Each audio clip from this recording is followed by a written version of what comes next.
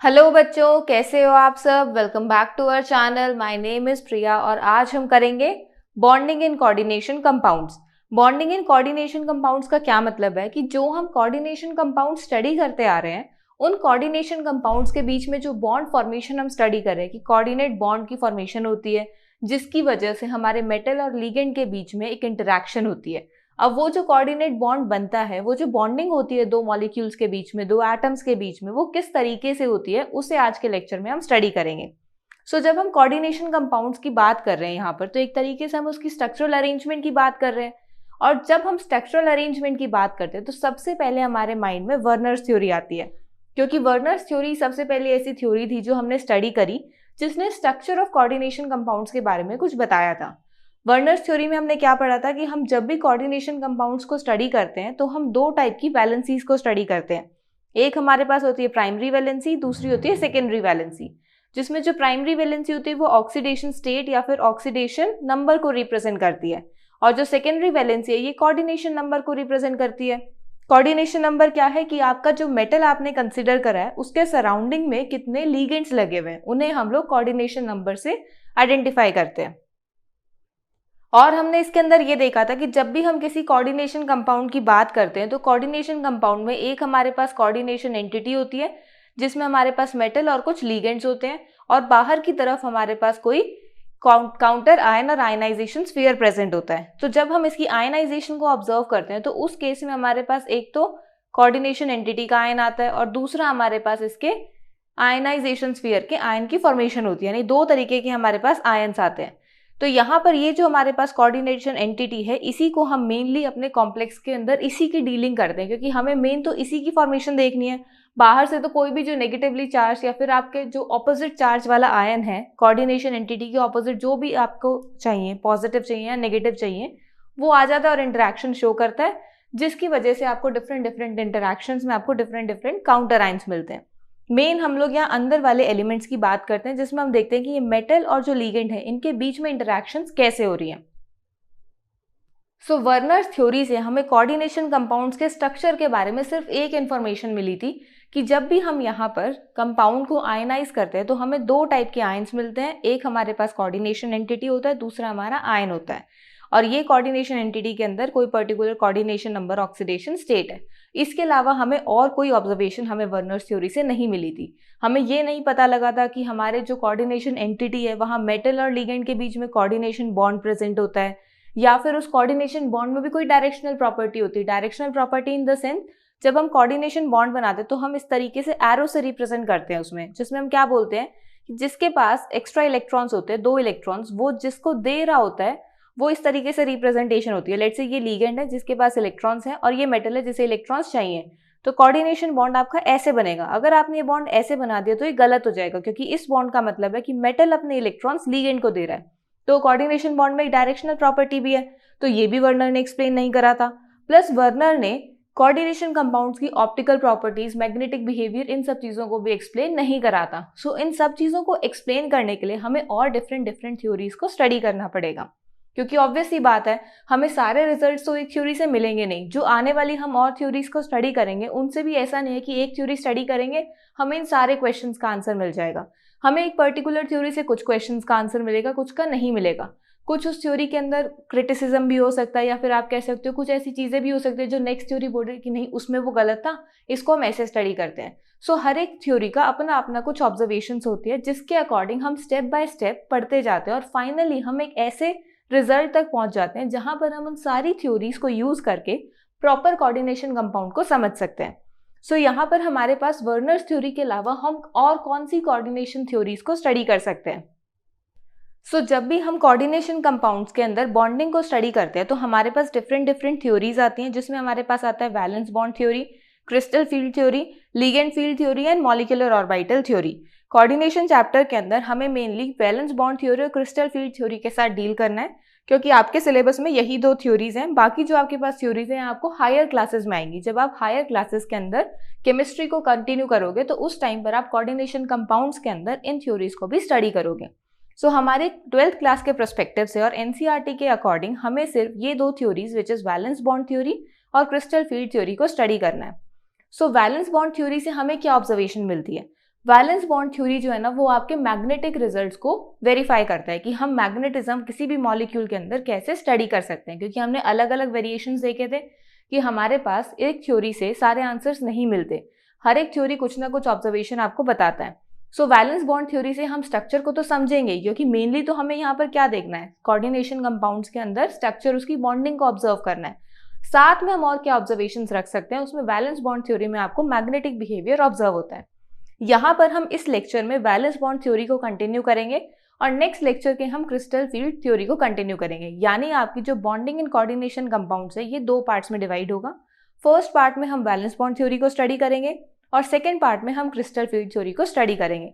और जब आप इन दोनों थ्योरीज को स्टडी कर लोगे उसके बाद आप बहुत ईजिली किसी भी कोऑर्डिनेशन कंपाउंड के स्ट्रक्चर को एक्सप्लेन कर पाओगे और उसके रिस्पेक्टिव प्रॉपर्टीज भी बता पाओगे। So let's begin with valence bond theory. So जब हम वैलेंस बॉन्ड थ्योरी यानी वीबीटी की बात करते हैं तो उस केस में आप कैसे एक्सप्लेन करोगे किसी भी मॉलिक्यूल के फॉर्मेशन को। देखो, जब भी हम वीबीटी की बात करते हैं तो तब क्या होता है, आपके पास एक ऑर्बिटल, आपके पास एक मेटल होता है, ठीक है। अब इस मेटल में क्या होगा, ये किसी दूसरे लिगेंड के साथ आपको बॉन्डिंग शो करता हुआ दिखेगा। जब ये दूसरे लिगेंड के साथ आपको बॉन्डिंग शो करता हुआ दिखेगा तो इसके अंदर क्या होगा, आपके पास कुछ ना कुछ ऑब्जर्वेशंस होंगी, तभी आपको ये बॉन्ड फॉर्मेशन होती हुई दिखेगी। सो इसमें क्या होता है, हम स्टेप बाय स्टेप मॉलिक्यूल की फॉर्मेशन करते हैं। सबसे पहले क्या होता है, हमारे पास जो मेटल के ऑर्बिटल्स है ना, इसमें हाइब्रिडाइजेशन होती है। और हाइब्रिडाइजेशन से क्या होता है, हमारे पास जितने भी ऑर्बिटल्स की स्पेस होती है वो हमें पता लग जाती है कि इससे हमारे पास इतनी स्पेस अवेलेबल है जो कि लिगेंड अप्रोच कर सकता है। अब इसके अंदर हमारे पास जितने भी लिगेंड्स यानी किसी भी मेटल का जो हमारे कोऑर्डिनेशन नंबर होता है वो डिसाइड करता है कि मेटल के अंदर कितने स्पेसेस हैं, क्योंकि लिगेंड क्या करता है, इलेक्ट्रॉन्स लेके आता है और वो मेटल को देता है। अब अगर वो इलेक्ट्रॉन्स दे रहा है तो उसका मतलब है मेटल के पास उतनी स्पेस होनी चाहिए इलेक्ट्रॉन्स को एक्सेप्ट करने की। और हमें पता है कि कोई भी एलिमेंट इलेक्ट्रॉन्स को अपने ऑर्बिटल में एक्सेप्ट करता है और एक ऑर्बिटल में 2 इलेक्ट्रॉन्स आ सकते हैं, 1 ऑर्बिटल में 2 इलेक्ट्रॉन्स आ सकते हैं। इस तरीके से हम इलेक्ट्रॉन्स फिल करते हैं किसी ऑर्बिटल के अंदर। अब यहाँ पर जब लिगेंड इलेक्ट्रॉन्स लेके आ रहा है तो हमने देखा था कि यहाँ पर कोऑर्डिनेशन बॉन्ड की हेल्प से इलेक्ट्रॉन्स आते हैं और कोऑर्डिनेशन बॉन्ड में हमें पता है 2 इलेक्ट्रॉन्स की मूवमेंट होती है, जिसका मतलब है कि जब लिगेंड मेटल को इलेक्ट्रॉन्स डोनेट करता है या शेयर करता है उसके साथ, तो यहाँ पर 2 इलेक्ट्रॉन्स की शेयरिंग होती है। अगर 2 इलेक्ट्रॉन्स की शेयरिंग हो रही है तो मेटल्स के पास उतने ही वैकेंट ऑर्बिटल्स भी होने चाहिए, क्योंकि एक ऑर्बिटल में अगर 2 इलेक्ट्रॉन्स आ रहे हैं तो इसका मतलब है एक लिगेंड के लिए एक वैकेंट ऑर्बिटल होना चाहिए। और अगर आपके पास लिगेंड्स इंक्रीज हो रहे हैं तो उसी हिसाब से वैकेंट ऑर्बिटल्स भी इंक्रीज होने चाहिए। सो इसका क्या मतलब है कि जब आप किसी मॉलिक्यूल के कोऑर्डिनेशन नंबर की बात करते हो, कोऑर्डिनेशन नंबर क्या रिप्रेजेंट करता है, कितने लिगेंड्स मेटल के साथ डायरेक्ट अटैचमेंट में है। सो यहाँ पर जितने भी लिगेंड्स अटैचमेंट होंगे, लेट्स से 4, 5, 6, उसके अकॉर्डिंग आप मेटल के वैकेंट ऑर्बिटल्स को डिसाइड करते हो। अगर आपके पास कोऑर्डिनेशन नंबर 4 है तो मेटल्स के पास 4 वैकेंट ऑर्बिटल्स होंगे, 5 है तो 5 वैकेंट ऑर्बिटल होंगे और 6 है तो 6 वैकेंट ऑर्बिटल होंगे। और उन वैकेंट ऑर्बिटल्स में लिगेंड अपने इलेक्ट्रॉन्स को लेके आता है, जिससे क्या होता है, लिगेंड जब इलेक्ट्रॉन्स को डोनेट करता है या शेयर करता है मेटल के साथ तो कोऑर्डिनेशन बॉन्ड की फॉर्मेशन होती है, कोऑर्डिनेट बॉन्ड बनता है और उससे उस मॉलिक्यूल की एग्जिस्टेंस आती है। और हमें ये भी पता है कि हर एक कोऑर्डिनेशन नंबर के अकॉर्डिंग अलग अलग हमारी स्ट्रक्चरल अरेंजमेंट है मॉलिक्यूल्स की। सो हम 1 बाय 1 इन सारी चीजों को देखते हैं वैलेंस बॉन्ड थ्योरी के अंदर। सो वैलेंस बॉन्ड थ्योरी में क्या बोला हुआ है, according to this theory metal atom और ion under the influence of ligands, जो मेटल एटम है जब लिगेंड्स के इन्फ्लुएंस में आता है, लिगेंड्स के इन्फ्लुएंस में आने का क्या मतलब है कि जब वो लिगेंड्स के साथ इंटरैक्शन शो करता है, it can use it's n-1d, ns, np और nd ऑर्बिटल्स। उसे ऑर्बिटल्स की रिक्वायरमेंट होती है। हमने अभी देखा था कि जब भी मेटल्स और लिगेंड्स इंटरैक्ट करते हैं तो हमें वैकेंट ऑर्बिटल्स चाहिए होते हैं। तो वो वैकेंट ऑर्बिटल्स कौन से होंगे, मेटल के अपने ऑर्बिटल्स ही तो होंगे। अब मेटल्स के पास कौन से ऑर्बिटल होंगे, s, p, d में से कोई ऑर्बिटल होगा। अभी n-1d क्या है, nd क्या है, इसको हम आगे धीरे धीरे समझ जाएंगे।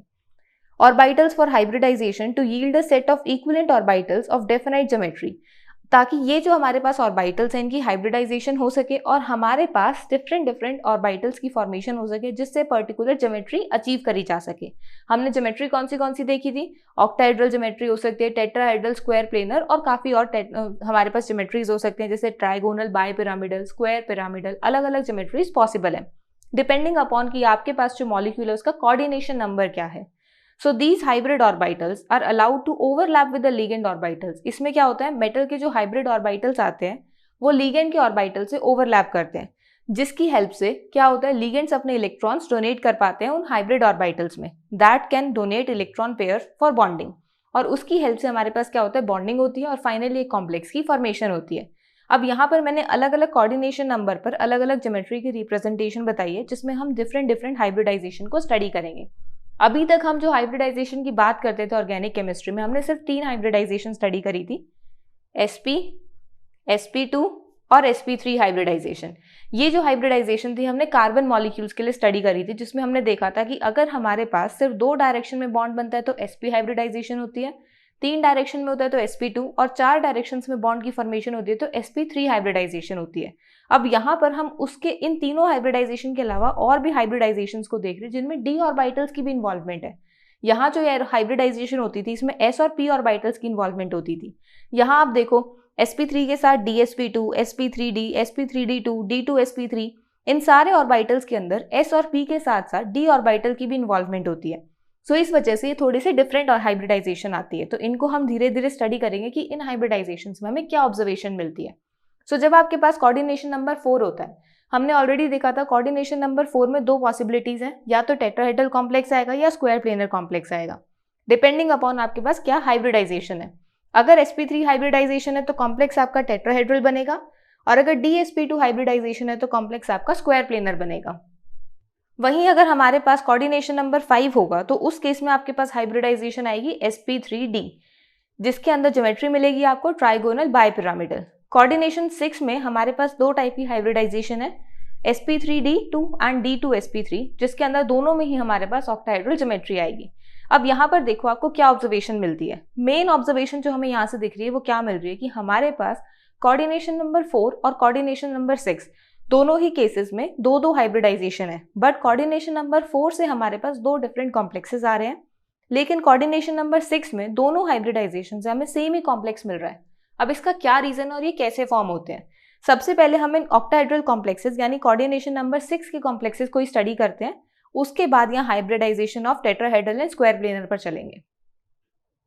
सो जब हम ऑक्टाहेड्रल कॉम्प्लेक्सेस की बात करते हैं जिसका कोऑर्डिनेशन नंबर 6 होता है, इसमें 2 हाइब्रिडाइजेशन पॉसिबल है, sp3d2 एंड d2sp3। sp3d2 और d2sp3 को मैंने आयरन के एग्जाम्पल से यहाँ समझाऊंगी मैं आपको। पहले ये देखते हैं कि इन दोनों हाइब्रिडाइजेशन से हमें देखने से क्या पता लग रहा है। देखने से आपको ये पता लग सकता है कि अगर sp3d2 की बात है तो सीरीज में अगर हम देखें तो पहले s ऑर्बिटल, फिर p ऑर्बिटल और फिर d ऑर्बिटल की इन्वॉल्वमेंट है, और इस केस में पहले d इन्वॉल्व हो रहा है, फिर s इन्वॉल्व हो रहा है और फिर p इन्वॉल्व हो रहा है। यानी यहाँ पर हमारे पास d की थोड़ी सीक्वेंसिंग में चेंज हो रहा है। पहले आपके पास जो हाइब्रिडाइजेशन है उसमें d बाद में आ रहा है और इस केस में d आपका पहले आ रहा है। अब ये कैसे पॉसिबल है, देखो इसके लिए हम एक आयरन का कॉम्प्लेक्स कंसिडर करते हैं। हाइपोथेटिकल कॉम्प्लेक्स ले रहे हैं, मैंने कॉम्प्लेक्स ना लेकर सिर्फ और सिर्फ मेटल कंसिडर करा है जो सेंट्रल मेटल है, क्योंकि उस मेटल के ऑर्बिटल से ही तो हमें डिसाइड करनी है हाइब्रिडाइजेशन। सो लेट्स से मैंने एक कॉम्प्लेक्स कंसिडर करा जिसके अंदर आयरन +2 ऑक्सीडेशन स्टेट में है। आयरन का एटॉमिक नंबर 26 होता है, सो इसकी हाइब्रिडाइजेशन 4s2 3d6 होगी लास्ट वेकेंट ऑर्बिटल्स में जो हमारे पास वैलेंस ऑर्बिटल्स हैं।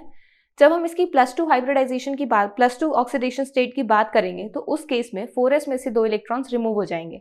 सो हमारे पास इलेक्ट्रॉनिक कॉन्फ़िगरेशन क्या आएगी, 1s2 2s2 2p6 3s2 3p6 4s0 3d6, जिसका क्या मतलब है कि जब हम यहाँ पर इन ऑर्बिटल्स के अंदर इलेक्ट्रॉन्स की फिलिंग करेंगे तो 3d के अंदर 6 ऑर्बिटल्स में 6 इलेक्ट्रॉन्स आएंगे, 1 2 3 4 5 एंड 6, ये 6 इलेक्ट्रॉन्स आ गए। अब इन 6 इलेक्ट्रॉन्स के अंदर तो हमने कंप्लीट d ऑर्बिटल को ऑक्यूपाई कर लिया। तो अगर यहाँ पर हम किसी कोऑर्डिनेशन नंबर 6 के कॉम्प्लेक्स की फॉर्मेशन करते हैं तो उसका क्या मतलब है, मेटल के साथ हमारे टोटल 6 लिगेंड्स आने चाहिए, और 6 लिगेंड्स आने का मतलब है कि उसको ऐसे 6 वेकेंट ऑर्बिटल्स चाहिए। तो अगर हम यहाँ देखेंगे तो 3d से पहले वाले तो सारे ऑर्बिटल्स फिल्ड हैं, कंप्लीटली फिल्ड है। 4s तो 3d के बाद आता है, पहले थर्ड एटॉमिक ऑर्बिटल आता है, फिर 4 आता है। तो यहाँ 4s, फिर उसके बाद 4p, फिर 4d, हमारे पास ऑर्बिटल्स तो सारे अवेलेबल है ना। क्योंकि अगर देखो, अगर आपके पास किसी एटम के अंदर 4th शेल तक जा रहे हो आप, जैसे यहाँ पर बात करो आपके पास किसी एटम के अंदर आप पहले first shell, second shell, third shell और फोर्थ शेल पे इस तरीके से इलेक्ट्रॉन्स की फिलिंग करते हो। अब यहाँ पर क्या होता है, जब आप फर्स्ट शेल की बात कर रहे हो तो फर्स्ट शेल के अंदर आपके पास सिर्फ s ऑर्बिटल है। तो अगर यहाँ इलेक्ट्रॉन्स जाते हैं, एक इलेक्ट्रॉन होगा तब भी s में जाएगा, 2 इलेक्ट्रॉन होंगे तब भी s में जाएंगे। लेकिन जब आप सेकंड शेल की बात करते हो तो सेकंड शेल में मान लो आपकी इलेक्ट्रॉनिक कॉन्फ़िगरेशन आ रही है 1s2 2s2। अब इसका मतलब ये थोड़ी है कि आपके पास p ऑर्बिटल है ही नहीं, p ऑर्बिटल है आपके पास, क्योंकि अगर आपने सेकंड शेल में एंट्री कर ली तो आपके पास सेकंड शेल के सारे ऑर्बिटल्स अवेलेबल हैं, 2s भी है 2p भी है। तो यहाँ पर एक्साइटेशन होकर इलेक्ट्रॉन्स हायर ऑर्बिटल में जा सकते हैं। तो उसी तरीके से अब हमारे पास इस हमारे जो एटम हमने कंसिडर करा है इसमें 4s सबशेल है, यानी 4 सबशेल हमारे पास है। तो इसका मतलब है इसमें सारे ऑर्बिटल्स आएंगे, s भी आएगा, p भी आएगा, d भी आएगा और f भी आएगा। और इसी रीजन की वजह से मैंने यहाँ पर सारे ऑर्बिटल्स को ड्रॉ करा है। 4f तक मैं नहीं गई हूँ क्योंकि हमें उस ऑर्बिटल की रिक्वायरमेंट नहीं है। तो यहाँ पर अब आप देखो, अगर हम 6 वैकेंट ऑर्बिटल्स को ढूंढे तो 1 2 3 4 5 6, मुझे यहाँ 6 ऑर्बिटल सीधे सीधे दिख रहे हैं। तो मैं सीधा बोल सकती हूँ कि एक s 3 p और 2 d, इन ऑर्बिटल्स के जब हम कॉम्बिनेशन करते हैं तो हमारे पास s p2 d s p3 d2 configuration आती है। ये कॉन्फ़िगरेशन हमने क्यों कंसिडर करी? क्योंकि हम यहाँ पर एक s ऑर्बिटल कंसिडर कर रहे हैं, 3 p ऑर्बिटल्स और 2 d ऑर्बिटल्स ले रहे हैं, ताकि इनके अंदर आपके लिगेंड जो है इलेक्ट्रॉन्स लेकर आ सके, और जैसे ही लिगेंड इनमें इलेक्ट्रॉन्स फिल करेंगे तो उससे हमारे पास इन लिगेंड्स और मेटल के बीच में कोऑर्डिनेशन बॉन्ड की फॉर्मेशन होगी, कोऑर्डिनेट बॉन्ड बनेगा। इसी वजह से हमने यहाँ पर sp3d2 हाइब्रिडाइजेशन शो करी है। तो यहाँ से हमें ये पता लगा कि sp3d2 हाइब्रिडाइजेशन कैसे बनती है। तो ये तो हमें समझ आ गया, पर ये d2sp3 कैसे बनेगी? d2sp3 आपकी जो हाइब्रिडाइजेशन आ रही है ये लिगेंड के नेचर पर आ रही है। अब लिगेंड का नेचर कैसे डिसाइड करेगा? मैम अलग अलग चीजें बताते जा रहे हो, थोड़ा थोड़ा करके बताओ ना। थोड़ा थोड़ा करके ही बता रही हूँ, पर थोड़ा सा ध्यान रखो कि हमें स्टेप बाय स्टेप हर एक पॉइंट पे नई बात पता लगेगी। यहाँ तक आपको समझ में आया? अब ये जो मैंने आपको बताया है इस हाइब्रिडाइजेशन की इन्वॉल्वमेंट, ये भी लिगेंड के नेचर की वजह से ही आई है। उसकी हमें अभी जरूरत नहीं पड़ रही थी, इस वजह से मैंने बताया नहीं था। पर अब जब हम इस हाइब्रिडाइजेशन को समझेंगे तो आपको समझ में आएगा कि यहाँ हमने अंदर वाले ऑर्बिटल को यूज क्यों नहीं करा, क्योंकि मैं इसी कॉन्फ़िगरेशन से आपको ये हाइब्रिडाइजेशन भी समझाऊंगी। अगर यहाँ से हमें ये मिल रही है तो ये कैसे पॉसिबल है? हम यहाँ पर अंदर वाले d ऑर्बिटल को कैसे यूज कर सकते हैं? यहाँ तो ऑलरेडी हमारे ऑर्बिटल्स फिल्ड है। तो जब हमारे पास लिगेंड्स अप्रोच करते हैं तो जो लिगेंड आ रहा होता है वो लिगेंड का नेचर डिसाइड करता है कि हमारे पास ये हाइब्रिडाइजेशन आएगी या ये हाइब्रिडाइजेशन आएगी। लिगेंड 2 टाइप के होते हैं, एक लिगेंड होता है हमारा वीक फील्ड और दूसरा लिगेंड होता है हमारा स्ट्रॉन्ग फील्ड। अब ये वीक फील्ड लिगेंड क्या है, स्ट्रॉन्ग फील्ड लिगेंड क्या है, ये आपको क्रिस्टल फील्ड थ्योरी में आंसर मिलेंगे। स्प्लिटिंग से रिस्पॉन्सिबिलिटी आती है इनके ऊपर कि कौन सा लिगेंड वीक होता है, कौन सा लिगेंड स्ट्रॉन्ग होता है। उसकी जो डिसीजन मेकिंग पावर होती है वीक और स्ट्रॉन्ग की, वो हम लोग स्प्लिटिंग से डिसाइड कर लेते हैं। तो यहाँ पर अभी बस आप इतना ध्यान रखो कि आपके जो लिगेंड्स हैं वो 2 टाइप के होते हैं, और उन दोनों टाइप के लिगेंड्स में ऐसा क्या डिफरेंस है जो हमें अलग अलग हाइब्रिडाइजेशन मिलती है। वीक फील्ड लिगेंड्स के पास बहुत ज़्यादा वीक नेचर होता है, ऐसा समझो कि वो खुद बहुत वीक होते हैं तो कुछ नहीं कर पाते दूसरे वाले मेटल का। लेकिन स्ट्रॉन्ग फील्ड लिगेंड्स, अगर नाम ही स्ट्रॉन्ग है तो वो बहुत ज़्यादा स्ट्रॉन्ग होंगे, तो वो दूसरे वाले मेटल को दबा के रखेंगे। दबा के रखने का क्या मतलब है? वो उससे वैसे काम करवाएंगे जैसे वो चाहते हैं। सो वो क्या करवाएंगे, यहाँ जो इलेक्ट्रॉन्स उसे वैकेंट दिख रहे हैं ना, जो सिंगल सिंगल अनपेयर्ड दिख रहे हैं, वो क्या करेंगे, इनकी पेयरिंग करवा देंगे। कहेंगे तुम पेयर हो, हमें जगह चाहिए, क्योंकि ये क्या है, स्ट्रॉन्ग है। स्ट्रॉन्ग है तो क्या करेंगे, अपना ढौस जमाएंगे, अपनी जो है ना अपनी डोमिनेंस दिखाएंगे और बोलेंगे कि हमें यहाँ पर जगह चाहिए, अगर जगह चाहिए तो जगह खाली करो। जैसे ऐसे नहीं होता कि स्कूल में कुछ बच्चे होते हैं जो बहुत ज़्यादा स्ट्रॉन्ग होते हैं और पावरफुल होते हैं और अपनी डोमिनेंस शो करते रहते हैं हर जगह। वहीं पर कुछ ऐसे बच्चे होते हैं जो बिल्कुल मासूम से सीधे सादे से होते हैं।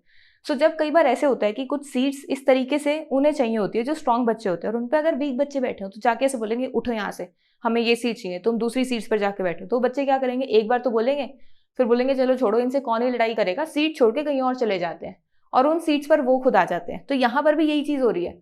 ये जो स्ट्रॉन्ग फील्ड लिगेंड है ना आपके पास, ये इतना स्ट्रॉन्ग और इतना डोमिनेंट नेचर का होता है, ये क्या करेगा, जो आपके पास इसको जो स्पेस चाहिए ना अपनी, उसी स्पेस में जाएगा और बोलेगा अगर ये स्पेस खाली नहीं है तो खाली करो इस स्पेस को।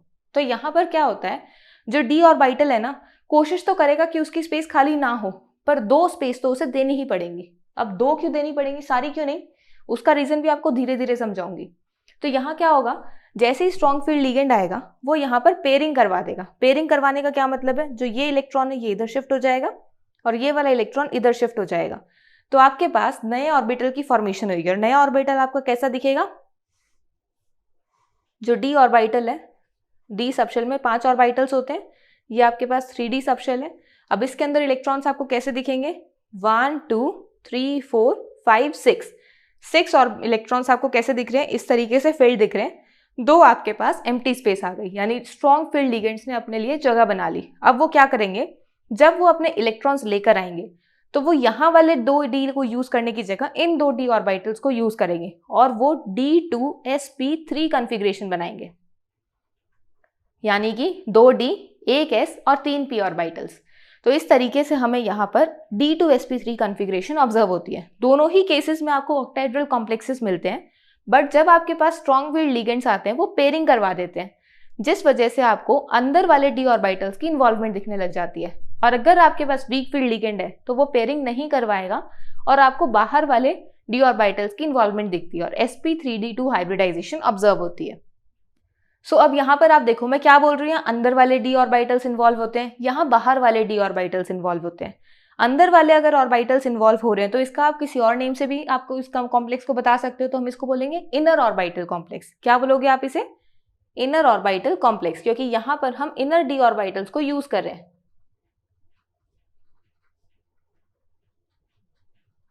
और इन्हें आप बोलोगे outer orbital complex. Outer orbital complex क्यों बोलेंगे? क्योंकि यहां पर हम आउटर d ऑर्बिटल्स को यूज कर रहे हैं। अब अगर आप इन दो कॉम्प्लेक्सेस को अच्छे से ऑब्जर्व करो तो आपको क्या ऑब्जर्वेशन मिलती है कि यहाँ तो जो अनपेयर्ड इलेक्ट्रॉन्स है वो काफी ज्यादा होते हैं। यहाँ पर अनपेयर्ड इलेक्ट्रॉन्स या तो बिल्कुल ही नहीं होते या बहुत कम होते हैं। बहुत कम कब होंगे? जब आपके पास यहाँ पर 5 ही आपके पास इलेक्ट्रॉन्स होंगे और वहां उस केस में आपके पास अनपेयर्ड इलेक्ट्रॉन बच जाएगा। देखो कैसे बचेगा, आपके पास लेट से ये डी सबशेल है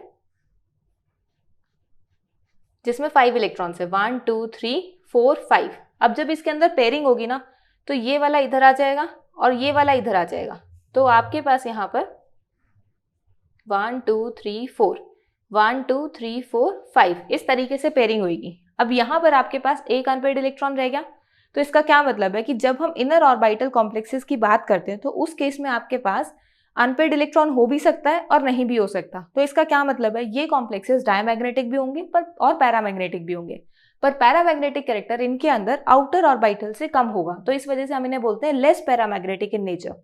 वहीं अगर हम आउटर ऑर्बिटल कॉम्प्लेक्सेस की बात करते हैं तो इस केस में जो आपके पास इलेक्ट्रॉन्स है वो हमेशा क्या होंगे, इस तरीके से अनपेयर्ड शो होंगे, अनलेस एंड अनटिल उनके अंदर कंप्लीटली फिल्ड चीजें ना आ जाए। तो अनपेयर्ड होने की वजह से हम बोलेंगे कि ये जो हमारे पास कॉम्प्लेक्सेस होते हैं ये पैरामैग्नेटिक इन नेचर होते हैं। तो आपको ये मैग्नेटिक बिहेवियर समझ में आया, तो इससे हमें क्या पता लगा कि वैलेंस बॉन्ड थ्योरी थोड़ा सा मैग्नेटिक बिहेवियर को एक्सप्लेन करती है। दूसरी चीज यहाँ से हमें क्या पता लगती है कि जब हम यहाँ पर मैग्नेटिक बिहेवियर को देख रहे हैं तो मैग्नेटिक बिहेवियर कैसे आता है, जो हमारे पास इलेक्ट्रॉन्स होते हैं उसकी स्पिन से फाइंड आउट करते हैं ना हम। स्पिन का क्या मतलब होता है कि जो इलेक्ट्रॉन है वो या तो आपको +½ स्पिन शो कर सकता है या -½ शो कर सकता है। हम मैग्नेटिक बिहेवियर कैसे कैलकुलेट करते हैं, μ = n × n+2, जिसमें n क्या होता है आपके पास, नंबर ऑफ अनपेयर्ड इलेक्ट्रॉन्स, और अनपेयर्ड इलेक्ट्रॉन्स के पास क्या होती है, स्पिन होती है। जितने ज्यादा अनपेयर्ड इलेक्ट्रॉन्स होंगे उतनी ज्यादा उनके अंदर स्पिन होगी और जितने कम होंगे उतनी कम उनके अंदर स्पिन होगी। तो जो आउटर ऑर्बिटल कॉम्प्लेक्सेस हैं इनके अंदर ज्यादा नंबर ऑफ अनपेयर्ड इलेक्ट्रॉन्स तो ज्यादा नंबर ऑफ स्पिन, इस वजह से इन कॉम्प्लेक्सेस को हम हाई स्पिन कॉम्प्लेक्सेस भी बोलते हैं और इन कॉम्प्लेक्सेस को हम लो स्पिन कॉम्प्लेक्सेस बोलते हैं। हाई स्पिन और लो स्पिन कॉम्प्लेक्सेस कैसे फाइंड आउट करा, जितने ज्यादा अनपेयर्ड इलेक्ट्रॉन्स उतनी ज्यादा नंबर ऑफ स्पिन, क्योंकि अनपेयर्ड इलेक्ट्रॉन्स ही तो स्पिन दिखाते हैं। एक इलेक्ट्रॉन के पास कोई पर्टिकुलर स्पिन होती है, अगर वो पेयरिंग में होंगे तो एक इलेक्ट्रॉन +½ दूसरा -½ दोनों आपस में कैंसिल होकर 0 शो करेंगे। तो अगर आपके पास स्पिन ज्यादा आ रही है तो वो हमारे high spin complexes outer orbital complexes होते हैं और लो spin complexes inner orbital complexes होते हैं। और आप इन्हें एक और नेम से भी आइडेंटिफाई कर सकते हो। आउटर ऑर्बिटल कॉम्प्लेक्सेस को हम बोलते हैं स्पिन फ्री कॉम्प्लेक्सेस, क्योंकि यहाँ पर आपके पास जो इलेक्ट्रॉन्स होते हैं इन सबके पास एक पर्टिकुलर स्पिन प्रेजेंट होती है, अनलेस एंड अनटिल कुछ पेयर्ड स्पीशीज ना हो उसमें, जैसे ये पेयर्ड है तो इनमें नहीं होगी, ये सारे इनके पास कुछ ना कुछ स्पिन होगी। वहीं अगर हम इनर ऑर्बिटल्स की बात करते हैं तो इस केस में आपके पास स्पिन पेयर्ड कॉम्प्लेक्सेस होते हैं, क्योंकि यहाँ पर आपने क्या करा होता है, जो फ्री स्पिन थी उन सबको पेयर कर दिया होता है। तो ये कौन से कॉम्प्लेक्स हो जाते हैं, स्पिन पेयर्ड कॉम्प्लेक्सेस। तो हमने इनको कौन से नेम से आइडेंटिफाई करा, सबसे पहले इस कॉम्प्लेक्स की बात करते हैं, outer orbital complex, high spin complex and spin free complexes.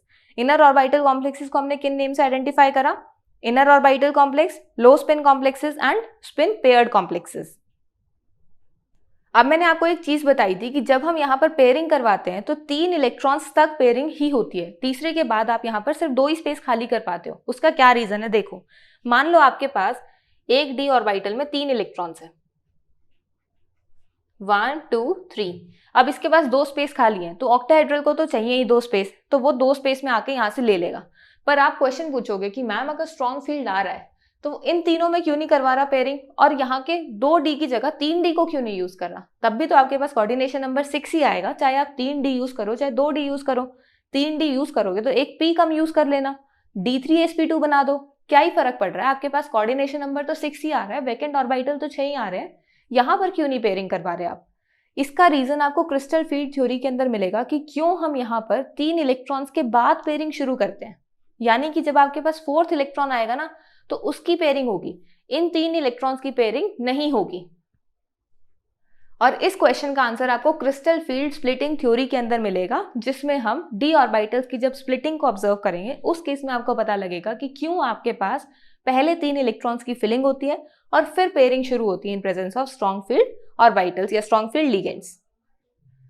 अब आप बोलोगे कि ठीक है मैम, सब कुछ समझ में आ गया, पर अभी भी एक डाउट है। आपने ये तो बता दिया कि हमारे पास 2 तरीके के लिगेंड होते हैं, एक वीक फील्ड लिगेंड होता है, दूसरा स्ट्रॉन्ग फील्ड लिगेंड है, पर हमें कैसे पता लगेगा कि कौन सा हमारा वीक फील्ड लिगेंड है और कौन सा हमारा स्ट्रॉन्ग फील्ड लिगेंड है? तो उसके लिए हमारे पास होती है स्पेक्ट्रोकेमिकल सीरीज। सो स्पेक्ट्रोकेमिकल सीरीज के अंदर क्या होता है, आपके पास लिगेंड्स की एक सीरीज होती है जिसके अंदर हमारे पास राइट हैंड साइड पर तो स्ट्रॉन्ग फील्ड लिगेंड्स होते हैं और लेफ्ट हैंड साइड पर वीक फील्ड लिगेंड्स होते हैं। आप इन लिगेंड्स को थोड़ा इस तरीके से भी आइडेंटिफाई कर सकते हो, अगर आपको ये सीरीज ध्यान में ना रहे, जब भी आप किसी मेटल की किसी लार्ज इलेक्ट्रोनेगेटिविटी वाले एटम के साथ कॉम्बिनेशन को ऑब्जर्व करोगे, यानी कि आपके पास एक ऐसा एलिमेंट है लिगेंड के अंदर जो हाई इलेक्ट्रोनेगेटिविटी रखता है। जैसे यहाँ आप देखो, जो हमारे पास हेलोजेंस होते हैं या फिर ऑक्सीजन होता है, नाइट्रोजन होता है, इनकी इलेक्ट्रोनेगेटिविटी बाकी एलिमेंट्स के कंपैरिजन में ज्यादा होती है, तो उस केस में आपको वो वीक फील्ड नेचर शो करेंगे। वहीं अगर आपके पास जो मेटल के साथ जो ऑर्बिटल कंबाइन कर रहा है लिगेंड का, जो एटम कंबाइन कर रहा है लिगेंड का, अगर वो एटम आपके पास कम इलेक्ट्रोनेगेटिविटी का होगा तो उस केस में आपके पास स्ट्रॉन्ग फील्ड नेचर आएगा लिगेंड का। देखो यहाँ पर अगर आप देखोगे तो साइनाइड, CO, जो इथाइलिन डायमीन है, NH3, EDTA4, इन केसेस में क्या हो रहा है आपके पास, यहाँ पर तो आपके पास कार्बन की कॉम्बिनेशन हो रही है, यहाँ आपके पास नाइट्रोजन आ रहा है, बट नाइट्रोजन के साइड में कार्बन है, हाइड्रोजन है या ऑक्सीजन आ रहा है। कुछ एलिमेंट्स के अंदर आपको थोड़ा बहुत दिखेगा, बट अगर आपको ओवरऑल थोड़ा सा देखना है, क्योंकि आप प्रॉपर तरीके से आपको सीरीज से ही एक्सप्लेनेशन मिलेगी, बट अगर आपको थोड़ा सा आइडेंटिफिकेशन करना है कि थोड़ा समझ में नहीं आ रहा, कुछ एलिमेंट्स को ऐसे थोड़ा ध्यान रख सकते हो, जहां पर अगर आप ऑब्जर्व करो किसी हेलोजन के साथ कॉम्बिनेशन आ जाए, SCN नेगेटिव लिगेंड है जिसमें सल्फर और नाइट्रोजन 2 तरफ से आपकी कॉम्बिनेशन हो सकती है। हमें पता है नाइट्रोजन ज्यादा इलेक्ट्रोनेगेटिव होता है एज कम्पेयर टू सल्फर, तो अगर सल्फर कंबाइन करेगा तो उस केस में हमारा वो वीक स्ट्रॉन्ग फील्ड लिगेंड की तरह बिहेव करेगा, क्योंकि वहां पर क्या हो रहा है आपके पास, उस केस में वो लेस इलेक्ट्रोनेगेटिव एटम के साथ कंबाइन कर रहा है। लेकिन अगर आपका नाइट्रोजन कंबाइन करेगा तो इलेक्ट्रोनेगेटिविटी ज्यादा होने की वजह से वो वीक फील्ड लिगेंड की तरह बिहेव करने लग जाएगा। ये स्ट्रॉन्ग फील्ड और वीक फील्ड का नेचर जो आया है वो भी स्प्लिटिंग से आया है, उसको भी हम क्रिस्टल फील्ड थ्योरी के अंदर ही देखेंगे।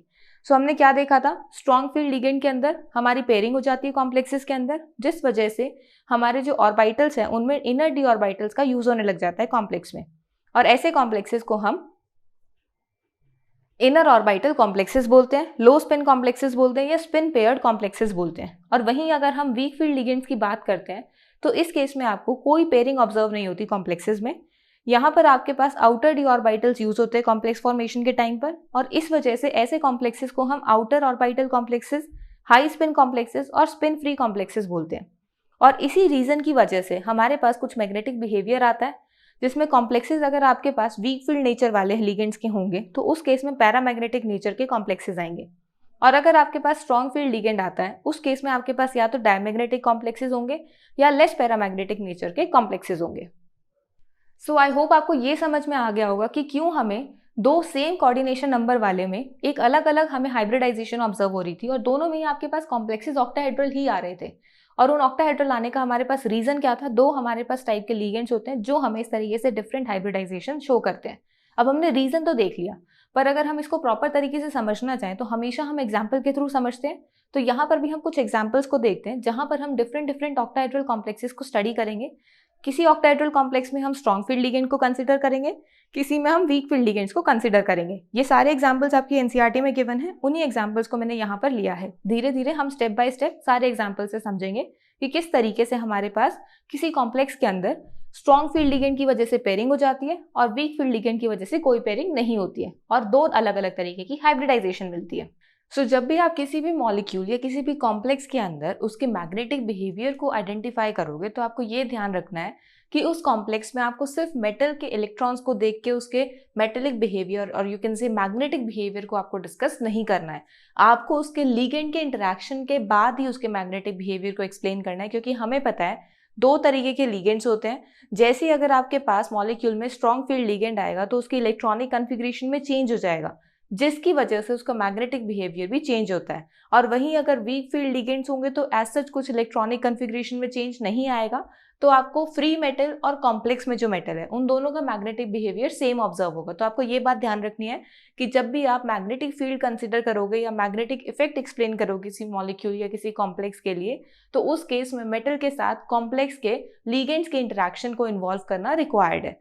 दूसरी चीज, जब भी हम वहां पर पैरामैग्नेटिक, डायमैग्नेटिक और लेस पैरामैग्नेटिक कैरेक्टरिस्टिक्स में उसको आइडेंटिफाई करते हैं, तो यहाँ पैरामैग्नेटिक और डायमैग्नेटिक में तो डिफरेंस बिल्कुल क्लियर है कि diamagnetic means no unpaired electron और paramagnetic means number of unpaired electrons. But paramagnetic और लेस पैरामैग्नेटिक में क्या डिफरेंस है?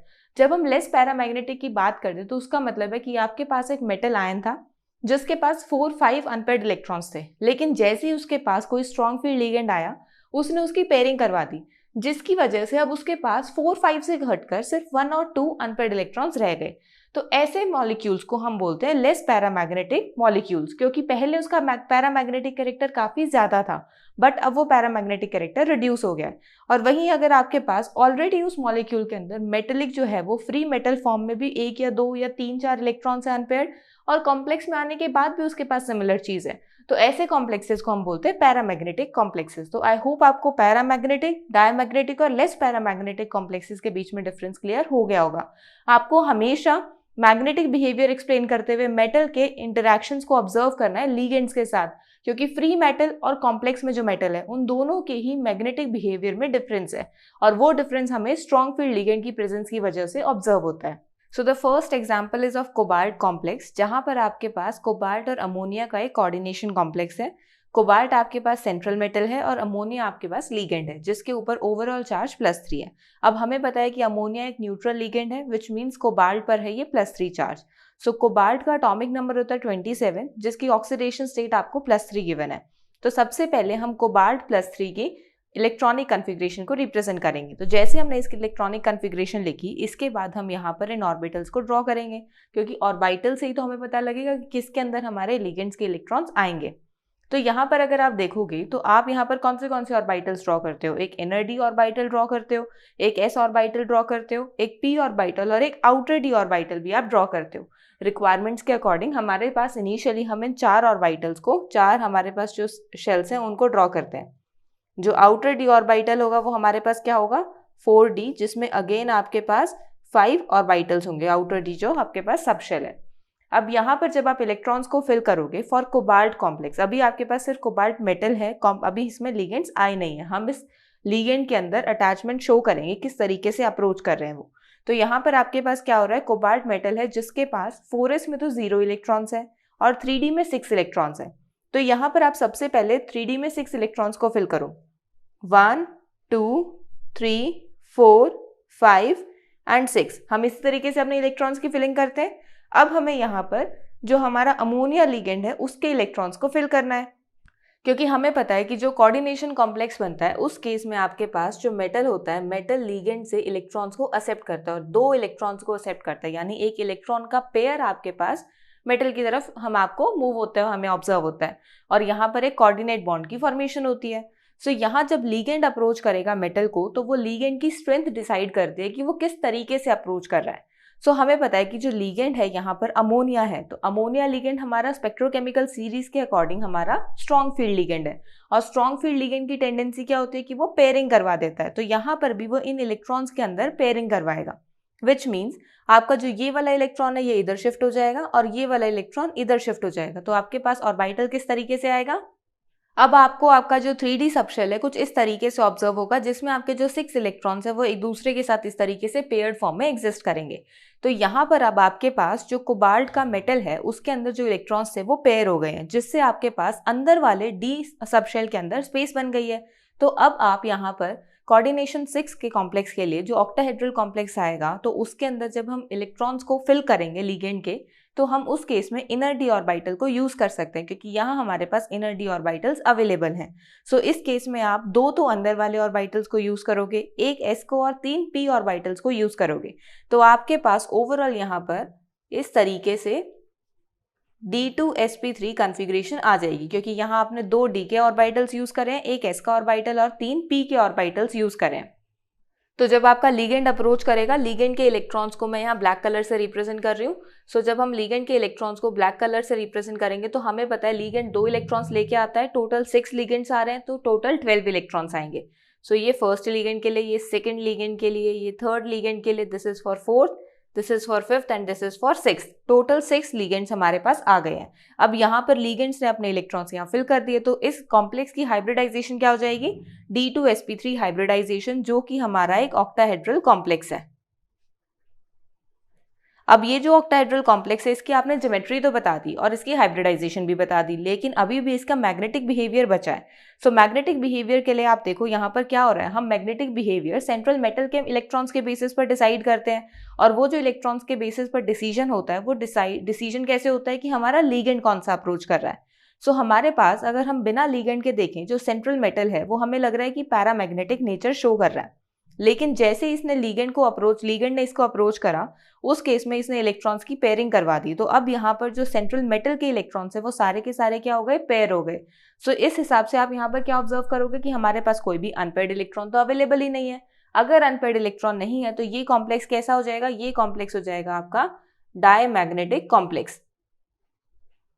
हम हमेशा सेंट्रल मेटल के इलेक्ट्रॉन्स के बेसिस पर ही क्यों मैग्नेटिक बिहेवियर डिसाइड करते हैं? क्योंकि जब भी हम लिगेंड्स के इलेक्ट्रॉन्स की बात करते हैं, तो ये हमेशा पेयर में आते हैं। तो यहाँ तो आपको पैरामैग्नेटिक और डायमैग्नेटिक में डिवाइड करने की रिक्वायरमेंट ही नहीं है, क्योंकि हमें पता है कि हमेशा पेयर्ड इलेक्ट्रॉन्स ही आते हैं। सो जो कॉम्प्लेक्स का मैग्नेटिक बिहेवियर है, वो आपका सेंट्रल मेटल के इलेक्ट्रॉन्स के बेसिस पर डिसाइड होता है, और वो इलेक्ट्रॉन्स का बेसिस जो किस तरीके की अरेंजमेंट आती है, वो डिसाइड होता है लिगेंड्स के बेसिस पर, कि आपके पास किस टाइप का लिगेंड आ रहा है, उसका क्या नेचर है, क्या बिहेवियर है। सो यहाँ पर आपके पास ये एक डायमैग्नेटिक कॉम्प्लेक्स है, ऑक्टाहेड्रल इसकी ज्योमेट्री है, D2sp3 इसकी हाइब्रिडाइजेशन है, और यहाँ हमने इनर डी ऑर्बिटल्स यूज करें, तो इस कॉम्प्लेक्स को हम क्या बोलेंगे? इनर ऑर्बिटल कॉम्प्लेक्स, और लो स्पिन कॉम्प्लेक्स और स्पिन पेयर्ड कॉम्प्लेक्स। हमारे पास हमने इसको डिफरेंट नेम से मेंशन करा था ना। सो बस यही आपको यहाँ पर सारे नेम्स यूज करने हैं। सो इसी तरीके से आपके पास एक कोऑर्डिनेशन कॉम्प्लेक्स की फॉर्मेशन होती है। जब आप यहाँ पर ऑब्जर्व करोगे कि हमारे पास लिगेंड जो होता है वो 2 इलेक्ट्रॉन्स को किस तरीके से अप्रोच करता है, कहाँ पर वो देखता है। जितने भी आपको लिगेंड्स लगाने हैं ना सेंट्रल मेटल के साथ, आपको बस ये ध्यान रखना है कि जितने नंबर ऑफ लिगेंड, यानी जो कोऑर्डिनेशन नंबर है, वो कोऑर्डिनेशन नंबर के इक्वल आपके पास वैकेंट स्पेसेस होने चाहिए ऑर्बिटल्स के। यानी अगर आप यहाँ पर देखो, अगर आप इनर डी ऑर्बिटल्स यूज ना कर सको, तो आपके पास आउटर डी ऑर्बिटल यूज करने के लिए कैपेसिटी होनी चाहिए आपके एटम के पास, ताकि वो आउटर डी ऑर्बिटल्स में उतने लिगेंड्स को एडजस्ट कर सके। सो यहाँ पर हमारे पास एक इनर ऑर्बिटल कॉम्प्लेक्स बनता है। बस इसी तरीके से हम अपने बाकी कॉम्प्लेक्सेस भी बनाएंगे। सो this was your first example. Now let's move on towards another example, ताकि थोड़ी और कंसेप्चुअल क्लैरिटी हो जाए।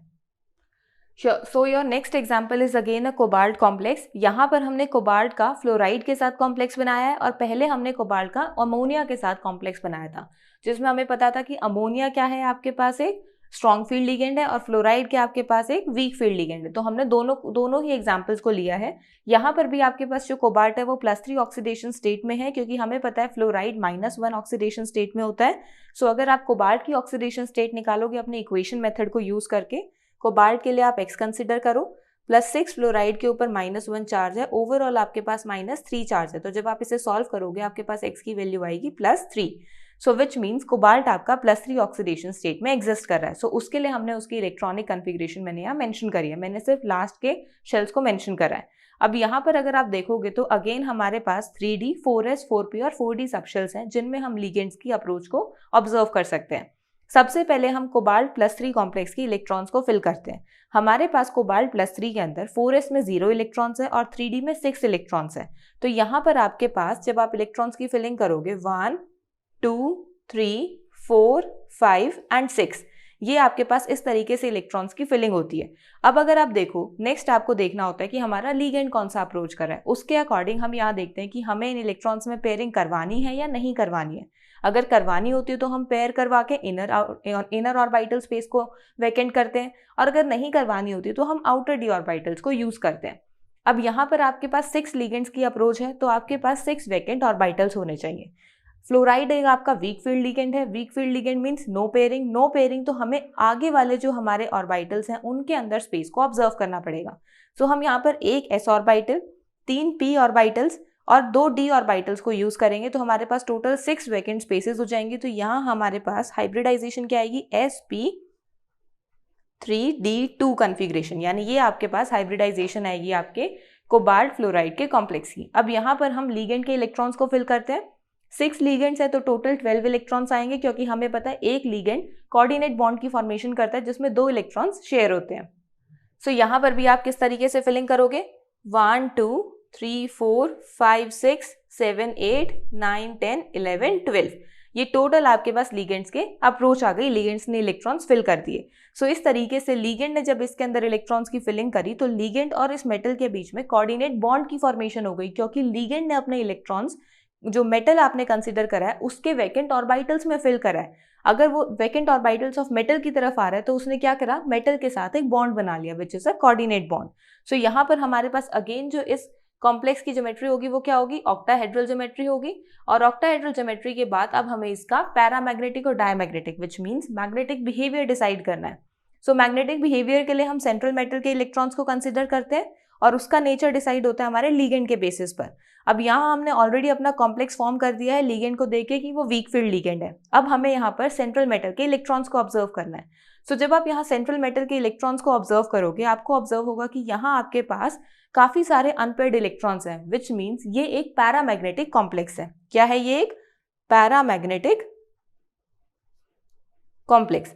और इस कॉम्प्लेक्स के अंदर हमने आउटर डी ऑर्बिटल्स को यूज करा है, तो ये आपके पास एक आउटर ऑर्बिटल कॉम्प्लेक्स हो जाएगा, या फिर इसको हम हाई स्पिन कॉम्प्लेक्स भी बोलते हैं, या फिर स्पिन फ्री कॉम्प्लेक्स के अंदर भी इसको कैटेगराइज करा जाता है। सो ये आपके पास आपका कोबाल्ट फ्लोराइड का कॉम्प्लेक्स आ गया है। अब हमने अपने ऑक्टाहेड्रल कॉम्प्लेक्सेस को तो स्टडी कर लिया, जिसमें हमने सेम कोऑर्डिनेशन नंबर पे 2 डिफरेंट हाइब्रिडाइजेशंस ऑब्जर्व करी थी। हमने देखा था कि अगर हमारे पास कोऑर्डिनेशन नंबर 6 होगा तो उस केस में 2 हाइब्रिडाइजेशंस पॉसिबल हैं।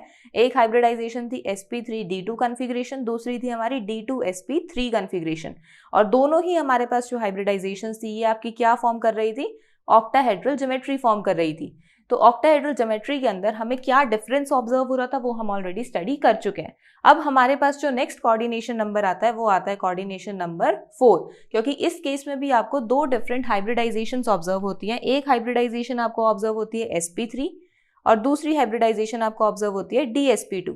लेकिन इस केस में आपको दोनों ही हाइब्रिडाइजेशन से डिफरेंट अरेंजमेंट्स मिलती है। जब आप sp3 हाइब्रिडाइजेशन को ऑब्जर्व करोगे तो उस केस में एक टेट्राहेड्रल कॉम्प्लेक्स आता है, ये हम ऑलरेडी देख चुके हैं। और d2sp2 कॉन्फ़िगरेशन के अंदर आपको स्क्वायर प्लेनर कॉम्प्लेक्स ऑब्जर्व होता है। अब ये हमें क्यों और कैसे ऑब्जर्व होता है आप उसके बारे में स्टडी करते हैं। So now let's begin with tetrahedral and square planar complexes.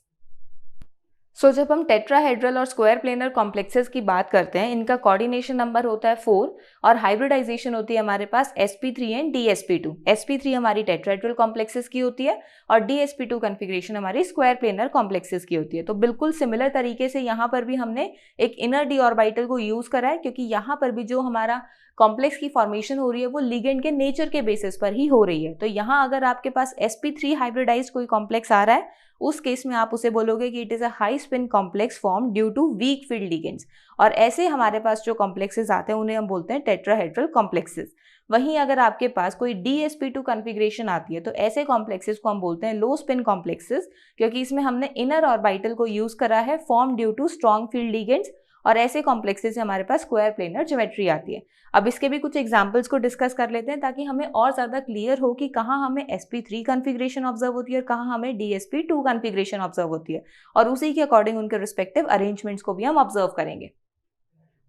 सो यहाँ पर सबसे पहले आपके पास एक निकल का कॉम्प्लेक्स जिसमें निकल और क्लोराइड का कॉम्प्लेक्स आ रहा है NiCl4 होल 2 नेगेटिव। अब यहाँ पर अगर आप अपने ऑक्सीडेशन इक्वेशन को यूज करोगे तो आपके पास निकल की स्टेट आएगी +2 जिसका एटॉमिक नंबर होता है 28। तो हमारे पास सबसे पहले हमें निकल +2 की इलेक्ट्रॉनिक कॉन्फ़िगरेशन मेंशन करनी है, क्योंकि हम जब भी अपने कॉम्प्लेक्स की फॉर्मेशन करते हैं तो सेंट्रल मेटल से शुरू करते हैं। सबसे पहले उसकी ऑक्सीडेशन स्टेट फाइंड आउट करते हैं, फिर उसके एटॉमिक नंबर से उसकी इलेक्ट्रॉनिक कॉन्फ़िगरेशन को मेंशन करते हैं उस पर्टिकुलर ऑक्सीडेशन स्टेट में। सो यहाँ पर मैंने अगेन सिर्फ लास्ट वाले शेल्स मेंशन करे हैं, तो यहाँ आपके पास 4s0 और 3d8 कॉन्फ़िगरेशन आती है। अब हमें यहाँ पर अपने जो हमने सब शेल्स कंसिडर करे हैं 3d, 4s एंड 4p, अब इन सब शेल्स के अंदर हम अपनी इलेक्ट्रॉन्स की फिलिंग करेंगे। अब हमें पता है कि इसका कोऑर्डिनेशन नंबर 4 है, सो 4 कोऑर्डिनेशन नंबर के अंदर आपके पास या तो sp3 कॉन्फ़िगरेशन आएगी या dsp2 कॉन्फ़िगरेशन आएगी, विच मीन्स अब यहाँ पर आप आउटर d ऑर्बिटल को यूज नहीं करोगे, क्योंकि यहाँ अंदर वाला d ऑर्बिटल यूज हो रहा है और यहाँ तो कोई d ऑर्बिटल यूज ही नहीं हो रहा, तो हम यहाँ पर 4d ऑर्बिटल्स को ड्रॉ नहीं करेंगे। टेट्राहेड्रल या स्क्वायर प्लेनर कॉम्प्लेक्सेस के केस में आप हमेशा सिर्फ इन 3 ही सबशेल्स को ड्रॉ करोगे। सो यहाँ सबसे पहले हम निकिल के इलेक्ट्रॉन्स की फिलिंग करते हैं। निकिल में टोटल 8 इलेक्ट्रॉन्स है, सो 1 2 3 4 5 6 7 एंड 8, ये आपने 8 इलेक्ट्रॉन्स की फिलिंग कर दी है फॉर निकिल +2 मेटल। अब यहाँ पर अब आपको नेक्स्ट जो स्टेप करना होता है उसमें देखना होता है कि आपका लीगेंड कौन सा अप्रोच कर रहा है। सो लीगेंड आपके पास आ रहा है क्लोराइड। क्लोराइड हमारे स्पेक्ट्रोकेमिकल सीरीज के अकॉर्डिंग एक काफी वीक फील्ड लीगेंड है, विच मीन्स ये पेयरिंग नहीं करवाएगा। अगर ये पेयरिंग नहीं करवाएगा तो आपके पास जो डी आपका सबशेल है वो ऐसा का ऐसा रहेगा, और आपके पास आगे वाले सबशेल्स में से आप वैकेंट स्पेसेस को ऑब्जर्व करोगे। Coordination number 4 means you need 4 vacant spaces, तो यहाँ पर हमारे पास एक s और 3 p हमारे ऑर्बिटल्स हैं, तो हमारी का हाइब्रिडाइजेशन क्या आएगी, sp3 हाइब्रिडाइजेशन। अब यहाँ पर इन 4 वैकेंट ऑर्बिटल्स में आपका जो क्लोराइड लीगेंड है वो अप्रोच करेगा, और हमें पता है लीगेंड्स हमेशा 2 इलेक्ट्रॉन्स लेकर आते हैं। सो यहाँ पर आपके पास 1 2 3 4 5 6 7 8 इलेक्ट्रॉन्स की फिलिंग होगी, क्योंकि 4 लिगेंड्स हैं, 1 लिगेंड कम्स विद 2 इलेक्ट्रॉन्स, तो टोटल 4 लिगेंड्स आपके 8 इलेक्ट्रॉन्स लेकर आएंगे। सो हमारे पास इस कॉम्प्लेक्स की हाइब्रिडाइजेशन आ रही है sp3, and we know sp3 hybridised complex एक टेट्राहेड्रल कॉम्प्लेक्स होता है। सो इसकी ज्योमेट्री क्या हो जाएगी, टेट्राहेड्रल ज्योमेट्री। अब ये जो टेट्राहेड्रल ज्योमेट्री है इसके अंदर हमने इसकी ज्योमेट्री और हाइब्रिडाइजेशन तो डिसाइड कर दिया और देख भी लिया किस तरीके से कोऑर्डिनेट बॉन्ड फॉर्म हो रहा है। Now next comes the magnetic behaviour. अब मैग्नेटिक बिहेवियर अगर आप देखो तो हम देखते हैं सेंट्रल मेटल के बेसिस पर। सेंट्रल मेटल के इलेक्ट्रॉनिक अरेंजमेंट को देखेंगे हम कॉम्प्लेक्स के अंदर, क्योंकि कॉम्प्लेक्स में हम लिगेंड बिहेवियर को इंक्लूड कर लेते हैं। सो यहाँ लिगेंड बिहेवियर हमारे पास क्या है, वीक फील्ड नेचर है उसका, तो हमारे पास जो हमारा सेंट्रल मेटल की अरेंजमेंट है वो इसी तरीके से रहेगी। अब इसमें आप देख पा रहे हो कि we have 2 unpaired electrons, which means we have a paramagnetic nature. तो यहाँ पर हमारे पास मैग्नेटिक बिहेवियर क्या होगा, पैरामैग्नेटिक इन नेचर। और ये कॉम्प्लेक्स कैसा हो जाएगा, हाई स्पिन कॉम्प्लेक्स, क्योंकि यहाँ हमने कोई भी इनर डी ऑर्बिटल को यूज नहीं करा है। और हाई स्पिन और लो स्पिन कॉम्प्लेक्सेस हम कैसे डिसाइड करते हैं, हम ऑलरेडी देख चुके हैं। जब हमारे पास ज्यादा हमारे अनपेयर्ड इलेक्ट्रॉन्स होते हैं, तो जितने ज्यादा अनपेयर्ड इलेक्ट्रॉन्स उतना ज्यादा स्पिन आता है कॉम्प्लेक्स का, और जितने कम अनपेयर्ड इलेक्ट्रॉन्स उतना लो स्पिन आता है कॉम्प्लेक्स का। सो इसी वजह से हमने इनको हाई स्पिन और लो स्पिन में कैटेगराइज करा हुआ है। So this was your first example for tetrahedral complexes. Now let's move on towards another example. So second हमारे पास कॉम्प्लेक्स दोबारा से एक निकिल का कॉम्प्लेक्स है, जिसमें अब हमने जो लिगेंड कंसिडर करा है वो कार्बोनिल लिगेंड कंसिडर करा है। सो NiCO4 आपके पास कॉम्प्लेक्स है जिसपे ओवरऑल कोई चार्ज नहीं है। तो यहाँ पर हमें पता है जो carbonyl complex which is CO, इसका न्यूट्रल लिगेंड नेचर होता है। सो विच मीन्स यहाँ पर आपके पास निकिल में भी कोई ऑक्सीडेशन स्टेट नहीं होगी, तो निकिल भी आपका जीरो ऑक्सीडेशन स्टेट में एग्जिस्ट कर रहा है। जीरो ऑक्सीडेशन स्टेट का मतलब है कि इसकी as such natural electronic configuration होगी which is 4s2 3d8 configuration. अब 4s2 3d8 कॉन्फ़िगरेशन को आपको सबसे पहले अपने ऑर्बिटल्स के अंदर फिल करना है। सो जब हम यहाँ पर फिलिंग स्टार्ट करेंगे हमें किस तरीके से ऑब्जर्व होगा, वो 1 2 3 4 5 6 7 8, ये हमने 3d8 की फिलिंग कर दी। अब हम 4s2 की फिलिंग करेंगे। ऐसे मत करना कि ये 2 इलेक्ट्रॉन्स आप यहीं पर फिल कर दो, नहीं, आपको इसकी इलेक्ट्रॉनिक कॉन्फ़िगरेशन के बेसिस पर ही यहाँ पर इलेक्ट्रॉन्स को मेंशन करना है। अब हमने इलेक्ट्रॉन्स को तो मेंशन कर दिया, अब हमें देखना है कि हमारे लिगेंड का बिहेवियर क्या है। लिगेंड आपका एक स्ट्रॉन्ग फील्ड कॉम्प्लेक्स है, स्ट्रॉन्ग फील्ड लिगेंड है, तो स्ट्रॉन्ग फील्ड लिगेंड की टेंडेंसी होती है कि वो पेयरिंग करवाता है इलेक्ट्रॉन्स की। सो यहाँ पर पेयरिंग किस तरीके से होगी, ऐसे होगी, क्या ये वाला इलेक्ट्रॉन इधर शिफ्ट हो जाएगा तो यहाँ पर हमारे 2 इलेक्ट्रॉन्स हो जाएंगे, पर इस हिसाब से तो हमारे पास एक d ऑर्बिटल खाली हो जाएगा और 3 p हो जाएंगे, क्योंकि s तो फुल अपना proper fully filled space occupy कर रहा है। सो यहाँ पर अब हम किस तरीके से कॉम्बिनेशन को ऑब्जर्व करेंगे। जब इसको ऑब्जर्व करा गया मॉलिक्यूल को, तो क्या ऑब्जर्वेशन मिली इसके अंदर कि यहाँ पर अगेन आपको एक sp3 हाइब्रिडाइजेशन मिल रही है। ये ऑब्जर्वेशन के बेसिस पर ही आपके पास ये सारे के सारे एग्जाम्पल्स आते हैं। ऐसा कुछ नहीं है कि पहले आप थ्योरेटिकली डिसाइड करते हो फिर अपने कॉम्प्लेक्स को ऑब्जर्व करते हो। पहले आप अपने कॉम्प्लेक्स को देखते हो और उसके अकॉर्डिंग उसकी थ्योरेटिकल एक्सप्लेनेशन को डिसाइड करते हो। यहाँ पर हमें सिर्फ d ऑर्बिटल के इलेक्ट्रॉन्स के अंदर पेयरिंग नहीं दिख रही है, हमारा जो s हमारा सबशेल है उसके इलेक्ट्रॉन्स भी आपके d सबशेल के अंदर ही शिफ्ट हो जाते हैं ताकि उसके पास s ऑर्बिटल में एक वैकेंट स्पेस क्रिएट हो सके। तो यहाँ पर आपके पास किस तरीके से आपको अपने सबशेल्स ऑब्जर्व होंगे।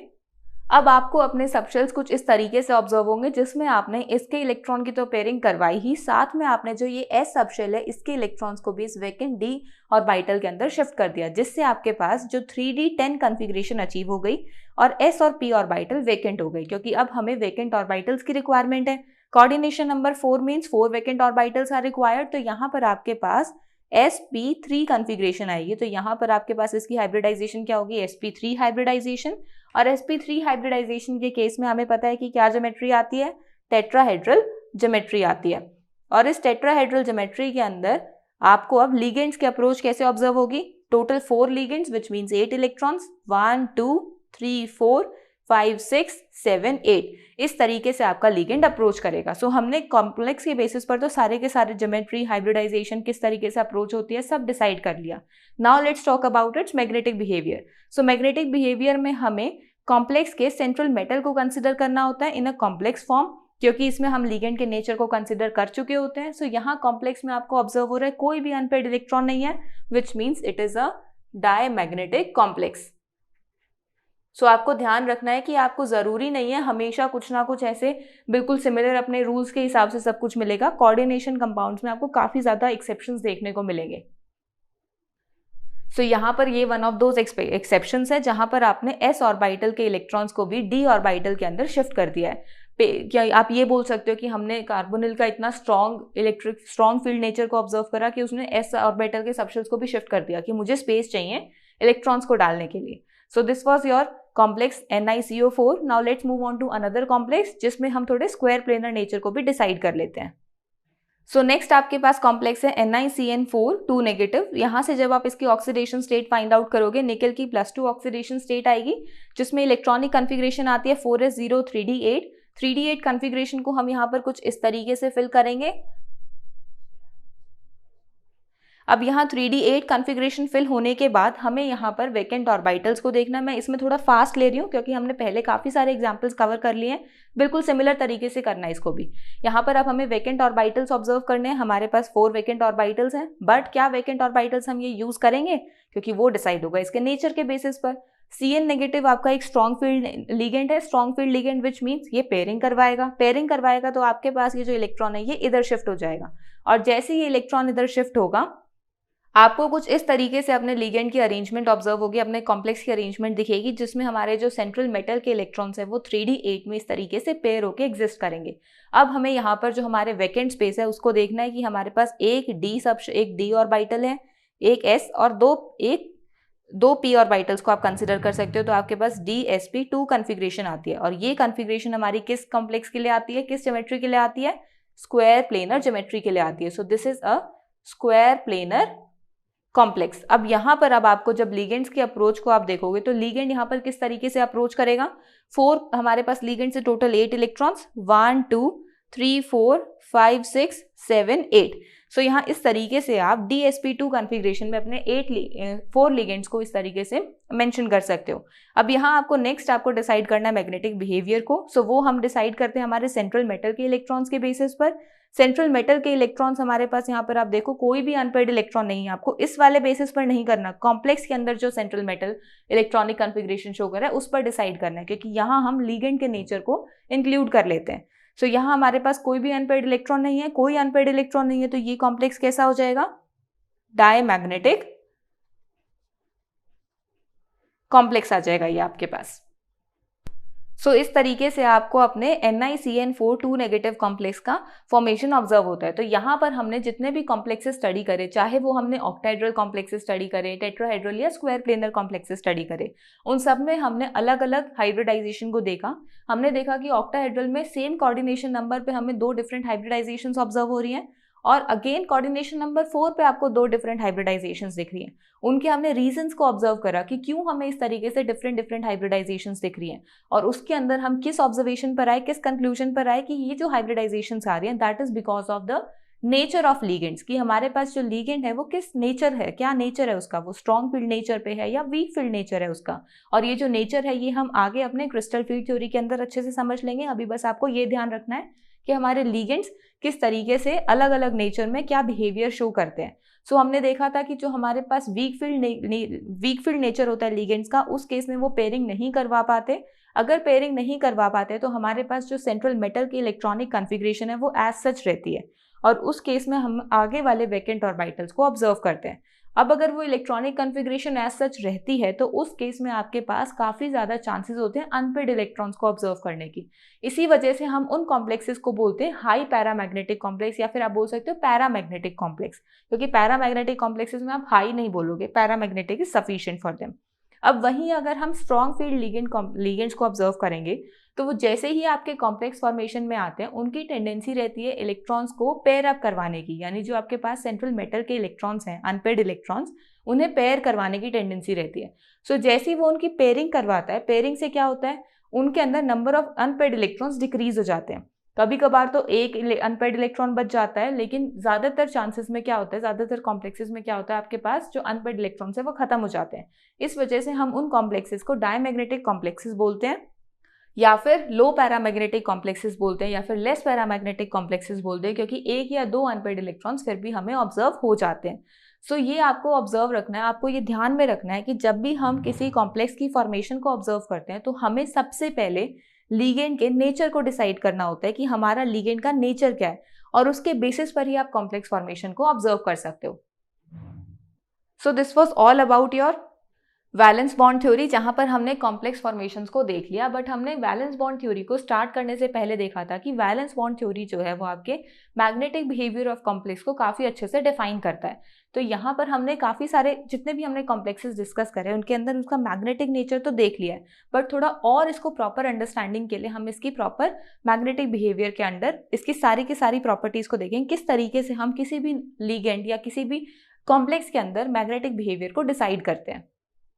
So now let's discuss about the magnetic properties of coordination compounds, which is an application for valence bond theory. So आपके पास क्वेश्चन भी आ सकता है, discuss the application for valence bond theory, और उस केस में आपको एक तो ये कॉम्प्लेक्स फॉर्मेशन बतानी है कि ये इससे हम लोग कॉम्प्लेक्स फॉर्मेशन को ऑब्जर्व कर सकते हैं, दूसरा आपको अपने मैग्नेटिक बिहेवियर ऑफ कॉम्प्लेक्स के बारे में एक्सप्लेन करना है।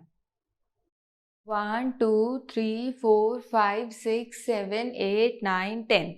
Magnetic properties of coordination compounds को समझने के लिए हम वैलेंस बॉन्ड थ्योरी की हेल्प लेते हैं। हम वैलेंस बॉन्ड थ्योरी की हेल्प क्यों लेते हैं, कैसे हमें उसका मैग्नेटिक बिहेवियर के बारे में पता लगता है, वो हम ऑलरेडी देख चुके हैं। तो यहाँ पर बस हम इसको रिकॉल कर रहे हैं। हम क्या सोचते हैं, जब हम डी ब्लॉक के अंदर किसी भी मेटल का मैग्नेटिक बिहेवियर चेक करते हैं तो उसमें हम सबसे पहले आइडेंटिफाई करते हैं कि उसके पास कोई अनपेयर्ड इलेक्ट्रॉन है या नहीं है। अगर उसके पास कोई अनपेयर्ड इलेक्ट्रॉन होता है तो उसे हम पैरामैग्नेटिक बोल देते हैं, अगर नहीं होता तो उसे हम डायमैग्नेटिक बोल देते हैं। बट जब हम कॉम्प्लेक्सेस को ऑब्जर्व करने लग जाते हैं तो कॉम्प्लेक्सेस के अंदर मेटल हमें लगता है कि वो पैरामैग्नेटिक या डायमैग्नेटिक नेचर शो करेगा, बट एक्चुअल में उसका हमें डिफरेंट नेचर ऑब्जर्व होता है। और वो जो उसका जो आंसर है, उसका जो रीजन है वो हमें मिला हमारी वैलेंस बॉन्ड थ्योरी से। उसमें क्या बताया, देखो हमने सबसे पहले एक चीज देखी थी कि जब भी हम किसी एक्स्ट्रा लीगेंड, जो कि हमारे पास एक्स्ट्रा क्या कोई लीगेंड जो स्ट्रॉन्ग फील्ड लीगेंड हो, वो क्या करता है, पेयरिंग करवाता है।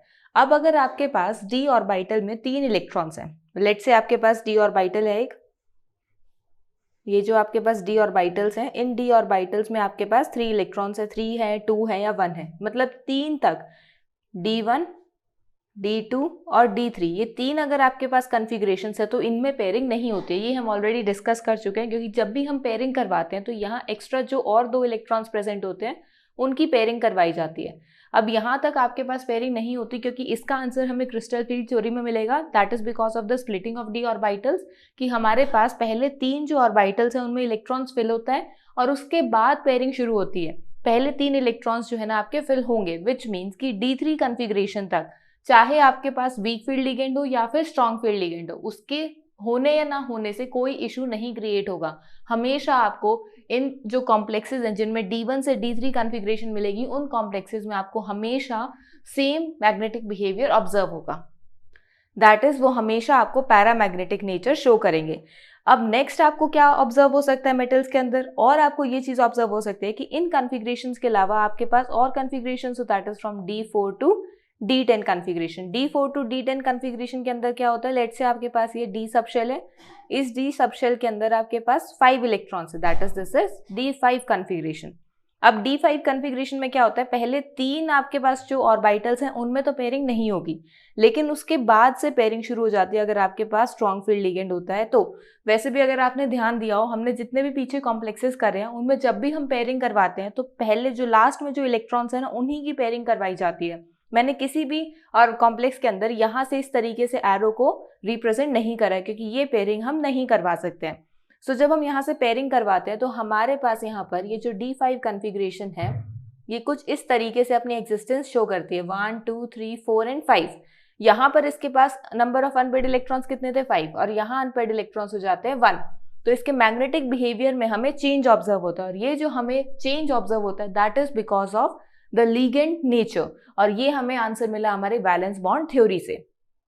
सो बस यही हमें यहाँ पर स्टडी करना है। सो मैग्नेटिक प्रॉपर्टीज को हम 2 केसेस में डिवाइड करके स्टडी करेंगे। फर्स्ट केस हमारे पास D3 कॉन्फ़िगरेशन तक होगा और सेकेंड केस में हम D10 कॉन्फ़िगरेशन तक स्टडी करेंगे। सो फर्स्ट केस में for metals up to 3 electrons in D orbitals, जिसमें क्या होता है कि this orbital remain same in presence of both weak field and strong field ligands. चाहे आपके पास वीक फील्ड लिगेंड हो या फिर स्ट्रॉन्ग फील्ड लिगेंड हो, दोनों की ही प्रेजेंस में आपका जो ये अरेंजमेंट है D इलेक्ट्रॉन्स का इसी तरीके से रहेगा, क्योंकि इसके अंदर आप फर्दर पेयरिंग नहीं करवा सकते हो। So always paramagnetic in nature. इसके आप एग्जांपल्स D1 से D3 कॉन्फ़िगरेशन के कोई भी मेटल ले सकते हो, उनके साथ अगर आपने कॉम्प्लेक्स फॉर्मेशन करी तो उस केस में चाहे आप स्ट्रॉन्ग फील्ड लिगेंड का नेचर लो या फिर वीक फील्ड लिगेंड लो, दोनों ही केसेस में आपके पास यहाँ पैरामैग्नेटिक बिहेवियर शो होगा, और इसी तरीके से हमारे पास 3 अनपेयर्ड इलेक्ट्रॉन्स आएंगे। सो ऐसे कॉम्प्लेक्सेस में आपको उनका मैग्नेटिक बिहेवियर सेम ऑब्जर्व होता है। सेम इन द सेंस कि जैसे वो नेचुरल फॉर्म में अपनी मैग्नेटिज्म को शो करते हैं वैसे ही वो कॉम्प्लेक्स में भी शो करेंगे। जैसे यहाँ अगर हम क्रोमियम +3 की बात करें तो अगर इसको हम बिना कॉम्प्लेक्स की फॉर्मेशन के अंदर देखें तो D3 इस तरीके से अरेंजमेंट होती है। इसमें भी आपके पास मैग्नेटिक मूवमेंट 3 इलेक्ट्रॉन्स की वजह से आएगा, और कॉम्प्लेक्स में जब ये आ जाएगा तो उस केस में भी आपके पास मैग्नेटिक मूवमेंट 3 इलेक्ट्रॉन्स की वजह से ही आएगा। So this was your first case जहां पर हमने 3 electrons up to 3 electron configuration को स्टडी करा है D ऑर्बिटल्स के अंदर। Now let's move on towards the second case. Second case में क्या है, for metals with more than 3 electrons in D orbitals. अब यहाँ पर 3 इलेक्ट्रॉन से ज्यादा हमारे पास इलेक्ट्रॉन्स हैं। So now the magnetic behaviour of complex is decided by the week field and strong field nature of the ligands. यानी यहाँ पर अब जो मैग्नेटिक बिहेवियर डिसाइड होगा कॉम्प्लेक्स का, ध्यान रखना है कि हम यहाँ कॉम्प्लेक्स की बात कर रहे हैं, तो वो वीक फील्ड या स्ट्रॉन्ग फील्ड नेचर क्या है लिगेंड्स का उसके ऊपर डिपेंड करता है, क्योंकि हमें पता है वीक फील्ड लिगेंड्स के केस में ये पेयरिंग नहीं करवाते। सो कॉम्प्लेक्स आपका पैरामैग्नेटिक ही रहता है। लेकिन अगर आपके स्ट्रॉन्ग फील्ड लिगेंड्स हैं वो पेयरिंग करवाते हैं तो उस केस में आपके पास कॉम्प्लेक्स डायमैग्नेटिक भी हो सकता है और पैरामैग्नेटिक भी हो सकता है, पर उसके अंदर जो पैरामैग्नेटिक कैरेक्टर है वो वीक फील्ड के कंपैरिजन में कम मिलेगा या फिर उसके खुद की नेचुरल एग्जिस्टेंस के कंपैरिजन में कम मिलेगा। अब ऐसा नहीं है कि वीक फील्ड लिगेंड्स में आपको डायमैग्नेटिक बिहेवियर ऑब्जर्व ही नहीं होगा। ऐसा कई बार हो सकता है कि आपको D10 कॉन्फ़िगरेशन ऑब्जर्व हो, उसके साथ कॉम्प्लेक्स फॉर्मेशन बोल दे, तो वहां पर नेचुरली आपके पास डायमैग्नेटिक नेचर है, तो उस केस में आपको ऐसा कुछ वीक फील्ड नेचर का नहीं आएगा कुछ। तो this was your second case. अब इसके अंदर हम सेकंड केस के लिए भी कुछ एग्जांपल्स को देख लेते हैं। जैसे सबसे पहले मैंने 2 मैंगनीज के कॉम्प्लेक्स लिए हैं, दोनों मैंगनीज के कॉम्प्लेक्स में मैंने डिफरेंट लिगेंड्स लिए हैं। अब अगर आप इन कॉम्प्लेक्सेस को देखोगे तो दोनों ही कॉम्प्लेक्सेस में मैंने मैंगनीज +3 ऑक्सीडेशन स्टेट में कंसिडर करा है, और दोनों कॉम्प्लेक्सेस का जब आप मैग्नेटिक बिहेवियर ऑब्जर्व करोगे तो आपको क्या आइडेंटिफिकेशन मिलेगी कि यहाँ दोनों ही पैरामैग्नेटिक नेचर के हैं, बट इसका जो पैरामैग्नेटिक कैरेक्टर है वो कम है और इसका इसके कंपैरिजन में ज्यादा है। या फिर आप ऐसे बोल सकते हो कि जब हम इसके मैग्नेटिक मूवमेंट को कंपेयर करते हैं तो इस कॉम्प्लेक्स के लिए हमें कम मैग्नेटिक मूवमेंट की वैल्यू मिलती है और इस कॉम्प्लेक्स के लिए ज्यादा मिलती है, क्योंकि जब भी हम मैग्नेटिक मूवमेंट की वैल्यू को कैलकुलेट करते हैं उसका फॉर्मूला है हमारे पास mu is equals to n into n plus 2 का अंडर रूट, जिसमें n क्या हमारे पास नंबर ऑफ अनपेयर्ड इलेक्ट्रॉन्स और mu is are your magnetic movement. So जितने ज्यादा नंबर ऑफ अनपेयर्ड इलेक्ट्रॉन्स होंगे उतना ही ज्यादा मैग्नेटिक मूवमेंट होगा, उतना ही वो पैरामैग्नेटिक बिहेवियर शो करेगा। डायमैग्नेटिक के केस में आपके पास म्यू की वैल्यू 0 होती है क्योंकि उसमें कोई भी अनपेयर्ड इलेक्ट्रॉन नहीं होता। सो ये आपके पास डायमैग्नेटिक बिहेवियर का होता है।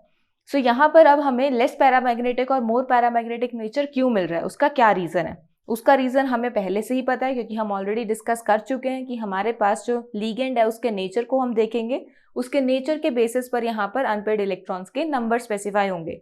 अगर आपके पास कोई स्ट्रॉन्ग फील्ड लीगेंड है तो वो पेयरिंग करवा देगा, जिससे आपके पास एक इनर ऑर्बिटल कॉम्प्लेक्स की फॉर्मेशन होगी। और अगर आपके पास कोई वीक फील्ड लीगेंड है तो वो पेयरिंग नहीं करवाएगा और आपके पास आउटर ऑर्बिटल कॉम्प्लेक्स की फॉर्मेशन होगी। पेयरिंग करवाने से जो अनपेयर्ड इलेक्ट्रॉन्स थे वो पेयर अप हो जाएंगे और पेयरिंग नहीं करवाओगे तो वो एज सच आपको शो होंगे। तो उसी हिसाब से आपके मैग्नेटिक बिहेवियर में भी चेंज आएगा। अब यहाँ पर आपके पास मैंगनीज +3 ऑक्सीडेशन स्टेट में है। सो अगर हम इसकी इलेक्ट्रॉनिक कॉन्फ़िगरेशन को रिप्रेजेंट करेंगे, हमें पता है मैंगनीज का एटॉमिक नंबर इज 25, जिसकी इलेक्ट्रॉनिक कॉन्फ़िगरेशन आएगी 4s0 3d4, जिसकी रिप्रेजेंटेशन आप इस तरीके से कर सकते हो। अब यहाँ पर जब आप इसको वीक फील्ड लिगेंड की प्रेजेंस में इसका कॉम्प्लेक्स फॉर्मेशन करवाओगे, उस केस में आपको यहाँ पर 4 अनपेयर्ड इलेक्ट्रॉन्स ऑब्जर्व होंगे। और वहीं अगर आप इसमें स्ट्रॉन्ग फील्ड लिगेंड की प्रेजेंस में इसमें कॉम्प्लेक्स फॉर्मेशन करवाते हो तो उस केस में आपके पास ये वाला इलेक्ट्रॉन है ये इसके साथ पेयर हो जाएगा और आपके पास सिर्फ 2 ही अनपेयर्ड इलेक्ट्रॉन्स आएंगे। जैसे यहाँ पर एग्जांपल में दिखाया है, इस कॉम्प्लेक्स में 2 अनपेयर्ड इलेक्ट्रॉन्स है और इस कॉम्प्लेक्स में 4 अनपेयर्ड इलेक्ट्रॉन्स है। सो आई होप आपको क्लियर हो गया होगा डिफरेंस कि किस तरीके से आप मोर देन 3 इलेक्ट्रॉनिक कॉन्फ़िगरेशन को डील करोगे। वैसे हमने इसकी काफ़ी एग्जाम्पल्स ऑलरेडी वीबीटी में कवर कर लिए हैं। एक और एग्जाम्पल देख लेते हैं। नेक्स्ट एग्जाम्पल हमने कोबाल्ट के कॉम्प्लेक्स को कंसीडर करा है, जिसमें हमारे पास कोबाल्ट दोनों ही कंडीशंस के अंदर +3 ऑक्सीडेशन स्टेट शो कर रहा है। अब इसमें हमने इसका कॉम्प्लेक्स फ्लोराइड आयन के साथ बनाया और यहाँ ऑक्सलेट आयन के साथ बनाया है। जब हम इन कॉम्प्लेक्सेस को ऑब्जर्व कर रहे हैं तो बेशक यहाँ कोबाल्ट दोनों ही कॉम्प्लेक्सेस में +3 स्टेट में है, बट एक कॉम्प्लेक्स पैरामैग्नेटिक नेचर का है और दूसरा कॉम्प्लेक्स डायमैग्नेटिक नेचर का है। और उसका रीजन क्या है? अगेन आपका जो नेचर ऑफ लिगेंड है वो इसको डिसाइड करता है। किस तरीके से डिसाइड करेगा? अगर आप इसकी कॉन्फ़िगरेशन देखो तो it is 4s2 3d6 because इसके एटॉमिक नंबर इज 27। तो इसकी रिप्रेजेंटेशन कुछ इस तरीके से होती है। अब यहाँ पर अगर आपका कोई स्ट्रॉन्ग फील्ड लिगेंड आएगा तो स्ट्रॉन्ग फील्ड लिगेंड क्या करेगा? वो इनकी पेयरिंग करवा देगा। पेयरिंग करवाने से यहाँ पर जितने भी अनपेयर्ड इलेक्ट्रॉन्स थे वो खत्म हो जाएंगे, तो आपका कॉम्प्लेक्स डायमैग्नेटिक आ जाएगा। एंड वी नो कि जो हमारे पास ये ऑक्सलेट कॉम्प्लेक्स है विच इज C2O4 नेगेटिव, ये कॉम्प्लेक्स आपका एक strong field ligand nature show करता है, विच मीन्स कि ये क्या करवाएगा? पेयरिंग करवाएगा और पेयरिंग होने से यहाँ पर आपके पास एक डायमैग्नेटिक कॉम्प्लेक्स की फॉर्मेशन होगी। और वहीं फ्लोराइड के केस में ये एक वीक फील्ड लिगेंड है, तो इस केस में कोई पेयरिंग नहीं होगी और कोई पेयरिंग नहीं होगी तो ये पैरामैग्नेटिक नेचर शो करेगा। सो इस तरीके से आप यहाँ पर पैरामैग्नेटिक कैरेक्टर और डायमैग्नेटिक कैरेक्टर को डिफ्रेंशिएट कर सकते हो। So this was all about the magnetic properties of coordination compounds. Now let's move on towards the limitation of valence bond theory. अब आप सब सोच रहे होगे कि मैम जब हम वैलेंस बॉन्ड थ्योरी को स्टडी कर रहे थे तो सब कुछ बिल्कुल ठीक लग रहा था, कुछ उसमें ऐसा लगा ही नहीं कि कुछ एक्सेप्शंस होंगे। बट यहाँ पर वैलेंस बॉन्ड थ्योरी में भी कुछ एक्सेप्शंस है, क्योंकि अगर इसमें एक्सेप्शन नहीं होंगे तो हमें क्रिस्टल फील्ड थ्योरी की रिक्वायरमेंट ही नहीं थी। तो अगर हम यहाँ नेक्स्ट थ्योरी को स्टडी कर रहे हैं तो वो थ्योरी कुछ ना कुछ प्रीवियस थ्योरी की एक्सेप्शंस को या फिर जो लिमिटेशंस हैं उन्हें कवर करने की कोशिश करेगी, उन्हें एक्सप्लेन करने की कोशिश करेगी। सो यहाँ पर हमारे पास वैलेंस बॉन्ड थ्योरी में भी कुछ ना कुछ लिमिटेशंस प्रेजेंट है। लेट्स डिस्कस कि वो क्या लिमिटेशंस हैं। सो वन बाय वन हम इन सारी लिमिटेशंस को डिस्कस करते हैं। सबसे पहले बोला हुआ है it involves a number of assumptions. Number of assumptions के इन्वॉल्वमेंट का क्या मतलब है कि जब हम वैलेंस बॉन्ड थ्योरी यानी वीबीटी थ्योरी को स्टडी करते हैं तो उस केस में हम लोग जब भी कॉम्प्लेक्स फॉर्मेशन देखते हैं तो उसमें हमने काफ़ी सारी चीज़ें ऑलरेडी अज्यूम करी हुई। जैसे फॉर एग्जाम्पल हम D3 कन्फिग्रेशन के बाद ही पेयरिंग शुरू करेंगे। हम वीक फील्ड और स्ट्रॉन्ग फील्ड में डिवाइड कर रहे हैं बट हमें रीजन नहीं पता। सो ये जो आपके पास अजम्पशंस है ये वैलेंस बॉन्ड थ्योरी में ऑलरेडी ऐसे बोला हुआ है कि ऐसे लेना है, क्यों लेना है उसका कोई रीजन ही नहीं दिया, तो इसमें काफी सारी अजम्पशंस आ जाती है। नेक्स्ट क्या लिमिटेशन है? It does not give quantitative interpretation of magnetic data. अब यहाँ हम मैग्नेटिक बिहेवियर को बहुत अच्छे से स्टडी कर रहे हैं, नो डाउट, बट जब हम मैग्नेटिक बिहेवियर की क्वांटिफिकेशन यानी उसकी वैल्यू की बात करने लगते हैं तो वैलेंस बॉन्ड थ्योरी में ऐसा कुछ नहीं बताया हुआ कि क्या इसकी कितनी वैल्यू होगी, इसकी कितनी होगी। उसने बस इतना बोला है कि अगर उसमें नंबर ऑफ इलेक्ट्रॉन्स कम हो जाएंगे स्ट्रॉन्ग फील्ड की वजह से तो वो लेस पैरामैग्नेटिक हो जाएगा, वरना उसका पैरामैग्नेटिक कैरेक्टर ज्यादा हो जाएगा। अब ये तो कोई एक्सप्लेनेशन नहीं हुई। लेस पैरामैग्नेटिक और हाई पैरामैग्नेटिक कैरेक्टर आप उसके एक मैग्नीट्यूड से डिफाइन करो, तो वो चीज़ भी वीबीटी में नहीं बताई। नेक्स्ट क्या लिमिटेशन है, it does not explain the colour exhibited by coordination compounds. अब इसने कोऑर्डिनेशन कंपाउंड्स की फॉर्मेशन को एक्सप्लेन करा, नो डाउट, बट बहुत सारे कोऑर्डिनेशन कंपाउंड्स हमें कलर्ड कॉम्प्लेक्सेस शो करते हैं। इसने कलर्ड कॉम्प्लेक्सेस के बारे में कोई बात नहीं करी अपनी पूरी थ्योरी के अंदर, सो ये भी इसकी लिमिटेशन है। नेक्स्ट क्या बोला हुआ है, it does not give a quantitative interpretation of thermodynamic और kinetic stabilities of coordination compounds. अब जब भी हम किसी भी कंपाउंड या केमिस्ट्री में किसी भी फॉर्मूला, कंपाउंड, कॉम्प्लेक्स, इन सब चीज़ों की बात करते हैं ना, तो उस केस में हम उनकी स्टेबिलिटीज को डिसाइड करते हैं दो फैक्टर्स के बेसिस पर। एक थर्मोडायनेमिक स्टेबिलिटी होती है, दूसरी काइनेटिक स्टेबिलिटी होती है। यानी कि अगर हमें कॉम्प्लेक्सेस की स्टेबिलिटी को देखना होता है, कंपाउंड्स को ऑब्जर्व करना होता है कि ये स्टेबल है या नहीं है, तो उसके लिए हम दो तरीके की स्टेबिलिटी को स्टडी करते हैं। बट वैलेंस बॉन्ड थ्योरी के अंदर इन दोनों स्टेबिलिटीज का कुछ डिस्कशन ही नहीं करा है, सो ये भी इसकी एक लिमिटेशन है। नेक्स्ट क्या बोला हुआ है, it does not make exact predictions regarding the tetrahedral and square planar structures of 4 coordinate complexes. अब इस पॉइंट को पढ़ के आपको थोड़ी कंफ्यूजन हो रही होगी कि मैम हमने तो बहुत इजीली इसको डिफरेंशिएट करा है कि किस में क्या है, किस में क्या है, कैसे क्या ज्योमेट्री आ रही है, बट अभी आप बोल रहे हो कि यहाँ पर एग्जैक्ट प्रेडिक्शंस नहीं हो रही है। बिल्कुल करेक्ट, क्योंकि जब हम लोअर एटॉमिक नंबर वाले एलिमेंट्स को स्टडी करते हैं तो उसमें ये प्रेडिक्शन करनी काफ़ी ईजी है, बट जैसे जैसे आप हायर एटॉमिक नंबर की तरफ मूव करोगे, जैसे प्लैटिनम, तो उस केस में आपके पास क्या होगा, वहाँ पर आपके पास आपको हमेशा ही स्क्वायर प्लेनर कॉम्प्लेक्सेस दिखेंगे, वहाँ टेट्राहेड्रल अरेंजमेंट ही नहीं आती, चाहे आपने कोई भी लिगेंड कंसिडर कराओ। तो उसके लिए भी उसने कोई आंसर नहीं दिया। जैसे जैसे आप आगे स्टडी करोगे आपको ऑब्जर्व होगा कि जब हम हायर एटॉमिक नंबर की तरफ मूव करते हैं तो हमारे टेट्राहेड्रल कॉम्प्लेक्स ना बनने की जगह वो हमेशा स्क्वायर प्लेनर नेचर ही शो करता है। सो यहाँ पर उसने प्रॉपर तरीके से उसे एक्सप्लेन नहीं करा। नेक्स्ट क्या बोला हुआ है, it does not distinguish between week field and strong field ligands. इसने बस ये बोल दिया कि दो तरीके के लिगेंड्स होते हैं, जिसमें एक पेयरिंग करवाता है और एक पेयरिंग नहीं करवाता, जिसकी वजह से उसके मैग्नेटिक बिहेवियर पर इफेक्ट आता है। लेकिन इसने ये तो बताया ही नहीं कि ये जो लिगेंड्स आ रहे हैं इनको हम वीक फील्ड और स्ट्रॉन्ग फील्ड बोल क्यों रहे हैं, इनको इजीली डिफरेंशिएट नहीं करा, डिस्टिंग्विश नहीं करा था। और वैसे भी अगर ये एक्सप्लेन ना भी करता तो भी इसने इनको आइडेंटिफाई भी नहीं करा था। मैंने आपको यहाँ पर स्पेक्ट्रोकेमिकल सीरीज के बेसिस पर बता दिया कि इन लिगेंड्स को हम बोलेंगे वीक फील्ड लिगेंड, इन लिगेंड्स को हम बोलेंगे स्ट्रॉन्ग फील्ड लिगेंड्स, बट ये सब कुछ वीबीटी में नहीं बताया हुआ था। सो वीबीटी में बस अज्यूम करा हुआ था कि इस लिगेंड को हम वीक फील्ड बोलेंगे, इस लिगेंड को हम स्ट्रॉन्ग फील्ड बोलेंगे। सो ये कुछ लिमिटेशंस है वैलेंस बॉन्ड थ्योरी की, जिनको ओवरकम करने के लिए हमने और थ्योरीज को स्टडी करा, और इसके बाद हम इन लिमिटेशंस को ओवरकम करते हुए क्रिस्टल फील्ड स्प्लिटिंग थ्योरी को स्टडी करेंगे।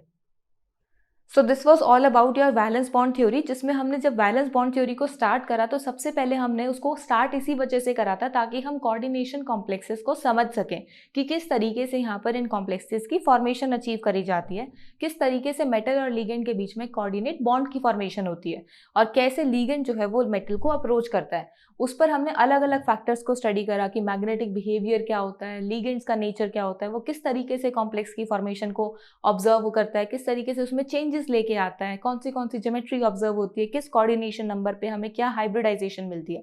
ये सारी चीज़ें इसने काफ़ी अच्छे से एक्सप्लेन करी। बेशक इसमें कुछ अजम्पशंस थी, बट हमें काफ़ी अच्छे से क्लियर हो गया था कोऑर्डिनेशन कॉम्प्लेक्सेस के बारे में। फिर हमने इसके एक एप्लीकेशन को भी स्टडी करा कि इसने मैग्नेटिक बिहेवियर काफ़ी अच्छे से एक्सप्लेन करा है, बस उसके मैग्नेटिक मूवमेंट को नहीं बताया उसने। लेकिन अब इसकी लिमिटेशंस भी हमने स्टडी कर ली, जिनको हमने देखने के बाद बोल रहे हैं कि इनको ओवरकम करने के लिए हम नेक्स्ट अपनी थ्योरी को स्टडी करेंगे। सो आई होप आपको वैलेंस बॉन्ड थ्योरी अच्छे से क्लियर हो गई होगी। अब एनसीईआरटी में वैलेंस बॉन्ड थ्योरी पर ही एक एग्जाम्पल पूछा हुआ है। लेट्स से कि उस एग्जाम्पल में क्या बोला हुआ है। एग्जाम्पल 6.7 में क्या पूछा हुआ है, the spin only magnetic moment of this complex is 5.9 bore magneton. यहाँ पर आपको ये बताया हुआ है कि जब हम magnetic movement of this complex achieve करते हैं तो हमारे पास वैल्यू आती है 5.9 bore magneton. Predict the geometry of complex ion, और आपको इस कॉम्प्लेक्स की ज्योमेट्री बतानी है, यानी कि इसकी ज्योमेट्री अरेंजमेंट क्या है, टेट्राहेड्रल है, स्क्वायर प्लेनर है, ऑक्टाहेड्रल है। सबसे पहले हम यहाँ पर इसका कोऑर्डिनेशन नंबर देखेंगे, दैट इज 4। तो हम इजीली बता सकते हैं कि ये कोऑर्डिनेशन नंबर 4 पे या तो टेट्राहेड्रल शो करेगी या फिर स्क्वायर प्लेनर ज्योमेट्री शो करेगी। अब अगर हमारे पास ये बोर मैग्नेटॉन की वैल्यू ना भी होती तब भी हम इसको सॉल्व कर लेते, क्योंकि हमें पता है कि हमने वीबीटी में स्ट्रॉन्ग फील्ड और वीक फील्ड नेचर के बेसिस पर डिवीजन करा हुआ है, और हमें पता है कि जो ब्रोमाइड आयन है ये एक वीक फील्ड लिगेंड होता है। सो वीक फील्ड लिगेंड आपकी पेयरिंग नहीं करवाता। अगर वो पेयरिंग नहीं करवाएगा तो हमारे पास जो डी ऑर्बिटल है उसके अंदर स्पेस खाली नहीं होगी और वो आगे वाले ऑर्बिटल्स को कवर करेगा। तो लिगेंड्स अपने आगे जो एस और पी ऑर्बिटल्स हैं उनमें इलेक्ट्रॉन्स को डालेगा। सो हमें यहाँ पर sp3 हाइब्रिडाइजेशन मिलेगी जो कि टेट्राहेड्रल कॉन्फ़िगरेशन है। लेकिन यहाँ पर हमें ये एक्सप्लेनेशन करनी है बोर मैग्नेटॉन की वैल्यू को यूज करके, तो देखते हैं इसे हम कैसे यूज करेंगे। सबसे पहले अगर आप देखो, सबसे पहले हमने यहाँ मैंगनीज की ऑक्सीडेशन स्टेट फाइंड आउट करी और हमें पता है कि कोऑर्डिनेशन नंबर 4 है, जिसका मतलब यहाँ दो टाइप की हाइब्रिडाइजेशन एग्जिस्ट कर सकती हैं, sp3 एंड dsp2। sp3 से हमें टेट्राहेड्रल ज्योमेट्री ऑब्जर्व हो सकती है और dsp2 से हमें स्क्वायर प्लेनर ज्योमेट्री ऑब्जर्व हो सकती है। मैंगनीज +2 की कॉन्फ़िगरेशन हमने यहाँ पर ऑलरेडी रिप्रेजेंट करी है 4s0 3d5, जिसको अगर हम इसके ऑर्बिटल्स में रिप्रेजेंट करें तो इस तरीके से इसकी रिप्रेजेंटेशन आएगी 1 2 3 4 5। आप देख पा रहे हो कि अगर हम यहाँ पेयरिंग नहीं करवाएंगे तो हमारे ऑलरेडी 5 के 5 जो ऑर्बिटल्स हैं वो फिल्ड हैं। अगर हमें लिगेंड्स का अप्रोच ऑब्जर्व करना है तो हमें आगे आने वाले ऑर्बिटल्स को देखना पड़ेगा, उन्हीं के अंदर वैकेंट साइट्स को ऑब्जर्व करना पड़ेगा। यानी ये आपके पास जो है वो 3D ऑर्बिटल है, फिर इसके बाद हमारे पास 4s आता है और उसके बाद हमारे पास 4p आता है। तो हम यहाँ पर जो हमारे लिगेंड के लिए वैकेंट स्पेस देखेंगे वो हमारे s और p ऑर्बिटल्स के अंदर देखेंगे। हम यहाँ पर देख पा रहे हैं कि अगर हम पेयरिंग नहीं करवाएंगे तो इस तरीके से हमें ऑब्जर्वेशन मिलेगी। बट पेयरिंग क्यों नहीं करवा रहे, बोर मैग्नेटॉन से आंसर करते हैं। यहाँ पर क्या है, हमें पता है कि जो हमारी मैग्नेटिक मूवमेंट की वैल्यू है वो है 5.9 बोर मैग्नेटॉन। अब अगर आपको इसका फॉर्मूला नहीं पता तो तब भी आप इसको सॉल्व कर सकते हो। कैसे सॉल्व करोगे, देखो हमें पता है कि ये काफ़ी हाई वैल्यू है। हाई वैल्यू मीन्स कि यहाँ पर ज़्यादा नंबर ऑफ अनपेयर्ड इलेक्ट्रॉन्स होंगे, क्योंकि हमें पता है कि जो नंबर ऑफ अनपेयर्ड इलेक्ट्रॉन्स अगर ज़्यादा होंगे तो उसमें मैग्नेटिक मूवमेंट की वैल्यू ज़्यादा होगी। और इसको थ्योरेटिकली भी हम प्रूव कर सकते हैं, क्योंकि हमारे पास फॉर्मूला है μ = n×n+2, जहाँ पर n आपके पास नंबर ऑफ अनपेयर्ड इलेक्ट्रॉन्स हैं और जितने ज़्यादा नंबर ऑफ अनपेयर्ड इलेक्ट्रॉन्स होंगे उतने ही ज़्यादा मैग्नेटिक मूवमेंट की वैल्यू होगी। High value which indicates higher number of unpaired electrons. और जब आप इसको सॉल्व करने की कोशिश करोगे तो आपको ऑब्जर्व होगा कि जब हम n की वैल्यू 5 यूज करेंगे तो हमारे पास मैग्नेटिक मूवमेंट की वैल्यू 5.9 आएगी। देखो आप इसको कैसे यूज करोगे, n की वैल्यू 5, 5 × 5 + 2, जिसका आपको अंडर रूट सॉल्व करना है, जिसकी वैल्यू आएगी आपके पास √35। जब इसको सॉल्व करोगे तो ये कुछ 5.91 के इक्वल आएगा, विच इज 5.9 बोर मैग्नेटॉन। यहाँ से आपको जब आप n की वैल्यू 5 यूज करोगे तो आपको यहाँ पर मैग्नेटिक मूवमेंट की वैल्यू 5.9 मिल रही है, विच मीन्स अगर आप यहाँ पर इस कॉम्प्लेक्स के अंदर क्या ऑब्जर्व कर रहे हो, 5 unpaired electrons. Number of pairing of electron, no pairing of electron, क्योंकि ऑलरेडी 5 अनपेयर्ड इलेक्ट्रॉन्स हमारे पास मेटल के अंदर हैं, तो यहाँ पर कोई पेयरिंग नहीं होगी। अगर कुछ ऊपर नीचे होता तो हम देखते हैं कि क्या हो रहा है यहाँ पर। No pairing of electrons. sp3 hybridisation and tetrahedral geometry is for manganese bromide complex. इस तरीके से हम किसी भी कॉम्प्लेक्स के अंदर उसकी ज्योमेट्री को आइडेंटिफाई कर सकते हैं। ज़रूरी नहीं है आप उसके मैग्नेटिक मूवमेंट से ही कैलकुलेट करो, यहाँ तो हमने इसको यूज़ करा है क्योंकि क्वेश्चन में आपको इसी से फाइंड आउट करने के लिए बोला है। आप यहाँ पर इस लिगेंड के नेचर को यूज़ करके भी डिसाइड कर सकते हो, और साथ में अगर आपको इसका फॉर्मूला नहीं सॉल्व करना आ रहा, सिर्फ फॉर्मूला पता है, तो उसके लिए भी आप बोल सकते हो कि जितने ज़्यादा नंबर ऑफ अनपेयर्ड इलेक्ट्रॉन उतनी ज़्यादा बोर मैग्नेटॉन की वैल्यू। यहाँ पर हमें पता है कि इसका मतलब है कि ज़्यादा अनपेयर्ड इलेक्ट्रॉन्स होंगे, मतलब ज़्यादा पैरामैग्नेटिक बिहेवियर होगा। हमारे पास इस कॉम्प्लेक्स में इसी तरीके से अरेंजमेंट रहेगी, कोई पेयरिंग नहीं होगी। इस तरीके से आप अपने क्वेश्चंस को आंसर कर सकते हो। आई होप आपको मैग्नेटिक बिहेवियर अच्छे से क्लियर हो गया होगा कॉम्प्लेक्स का। अगर कोई भी डाउट है मैग्नेटिक बिहेवियर में या वैलेंस बॉन्ड थ्योरी में तो आप कमेंट सेक्शन में पूछ सकते हो। If you like the video then do like and share the video and also subscribe to our channel. Thank you.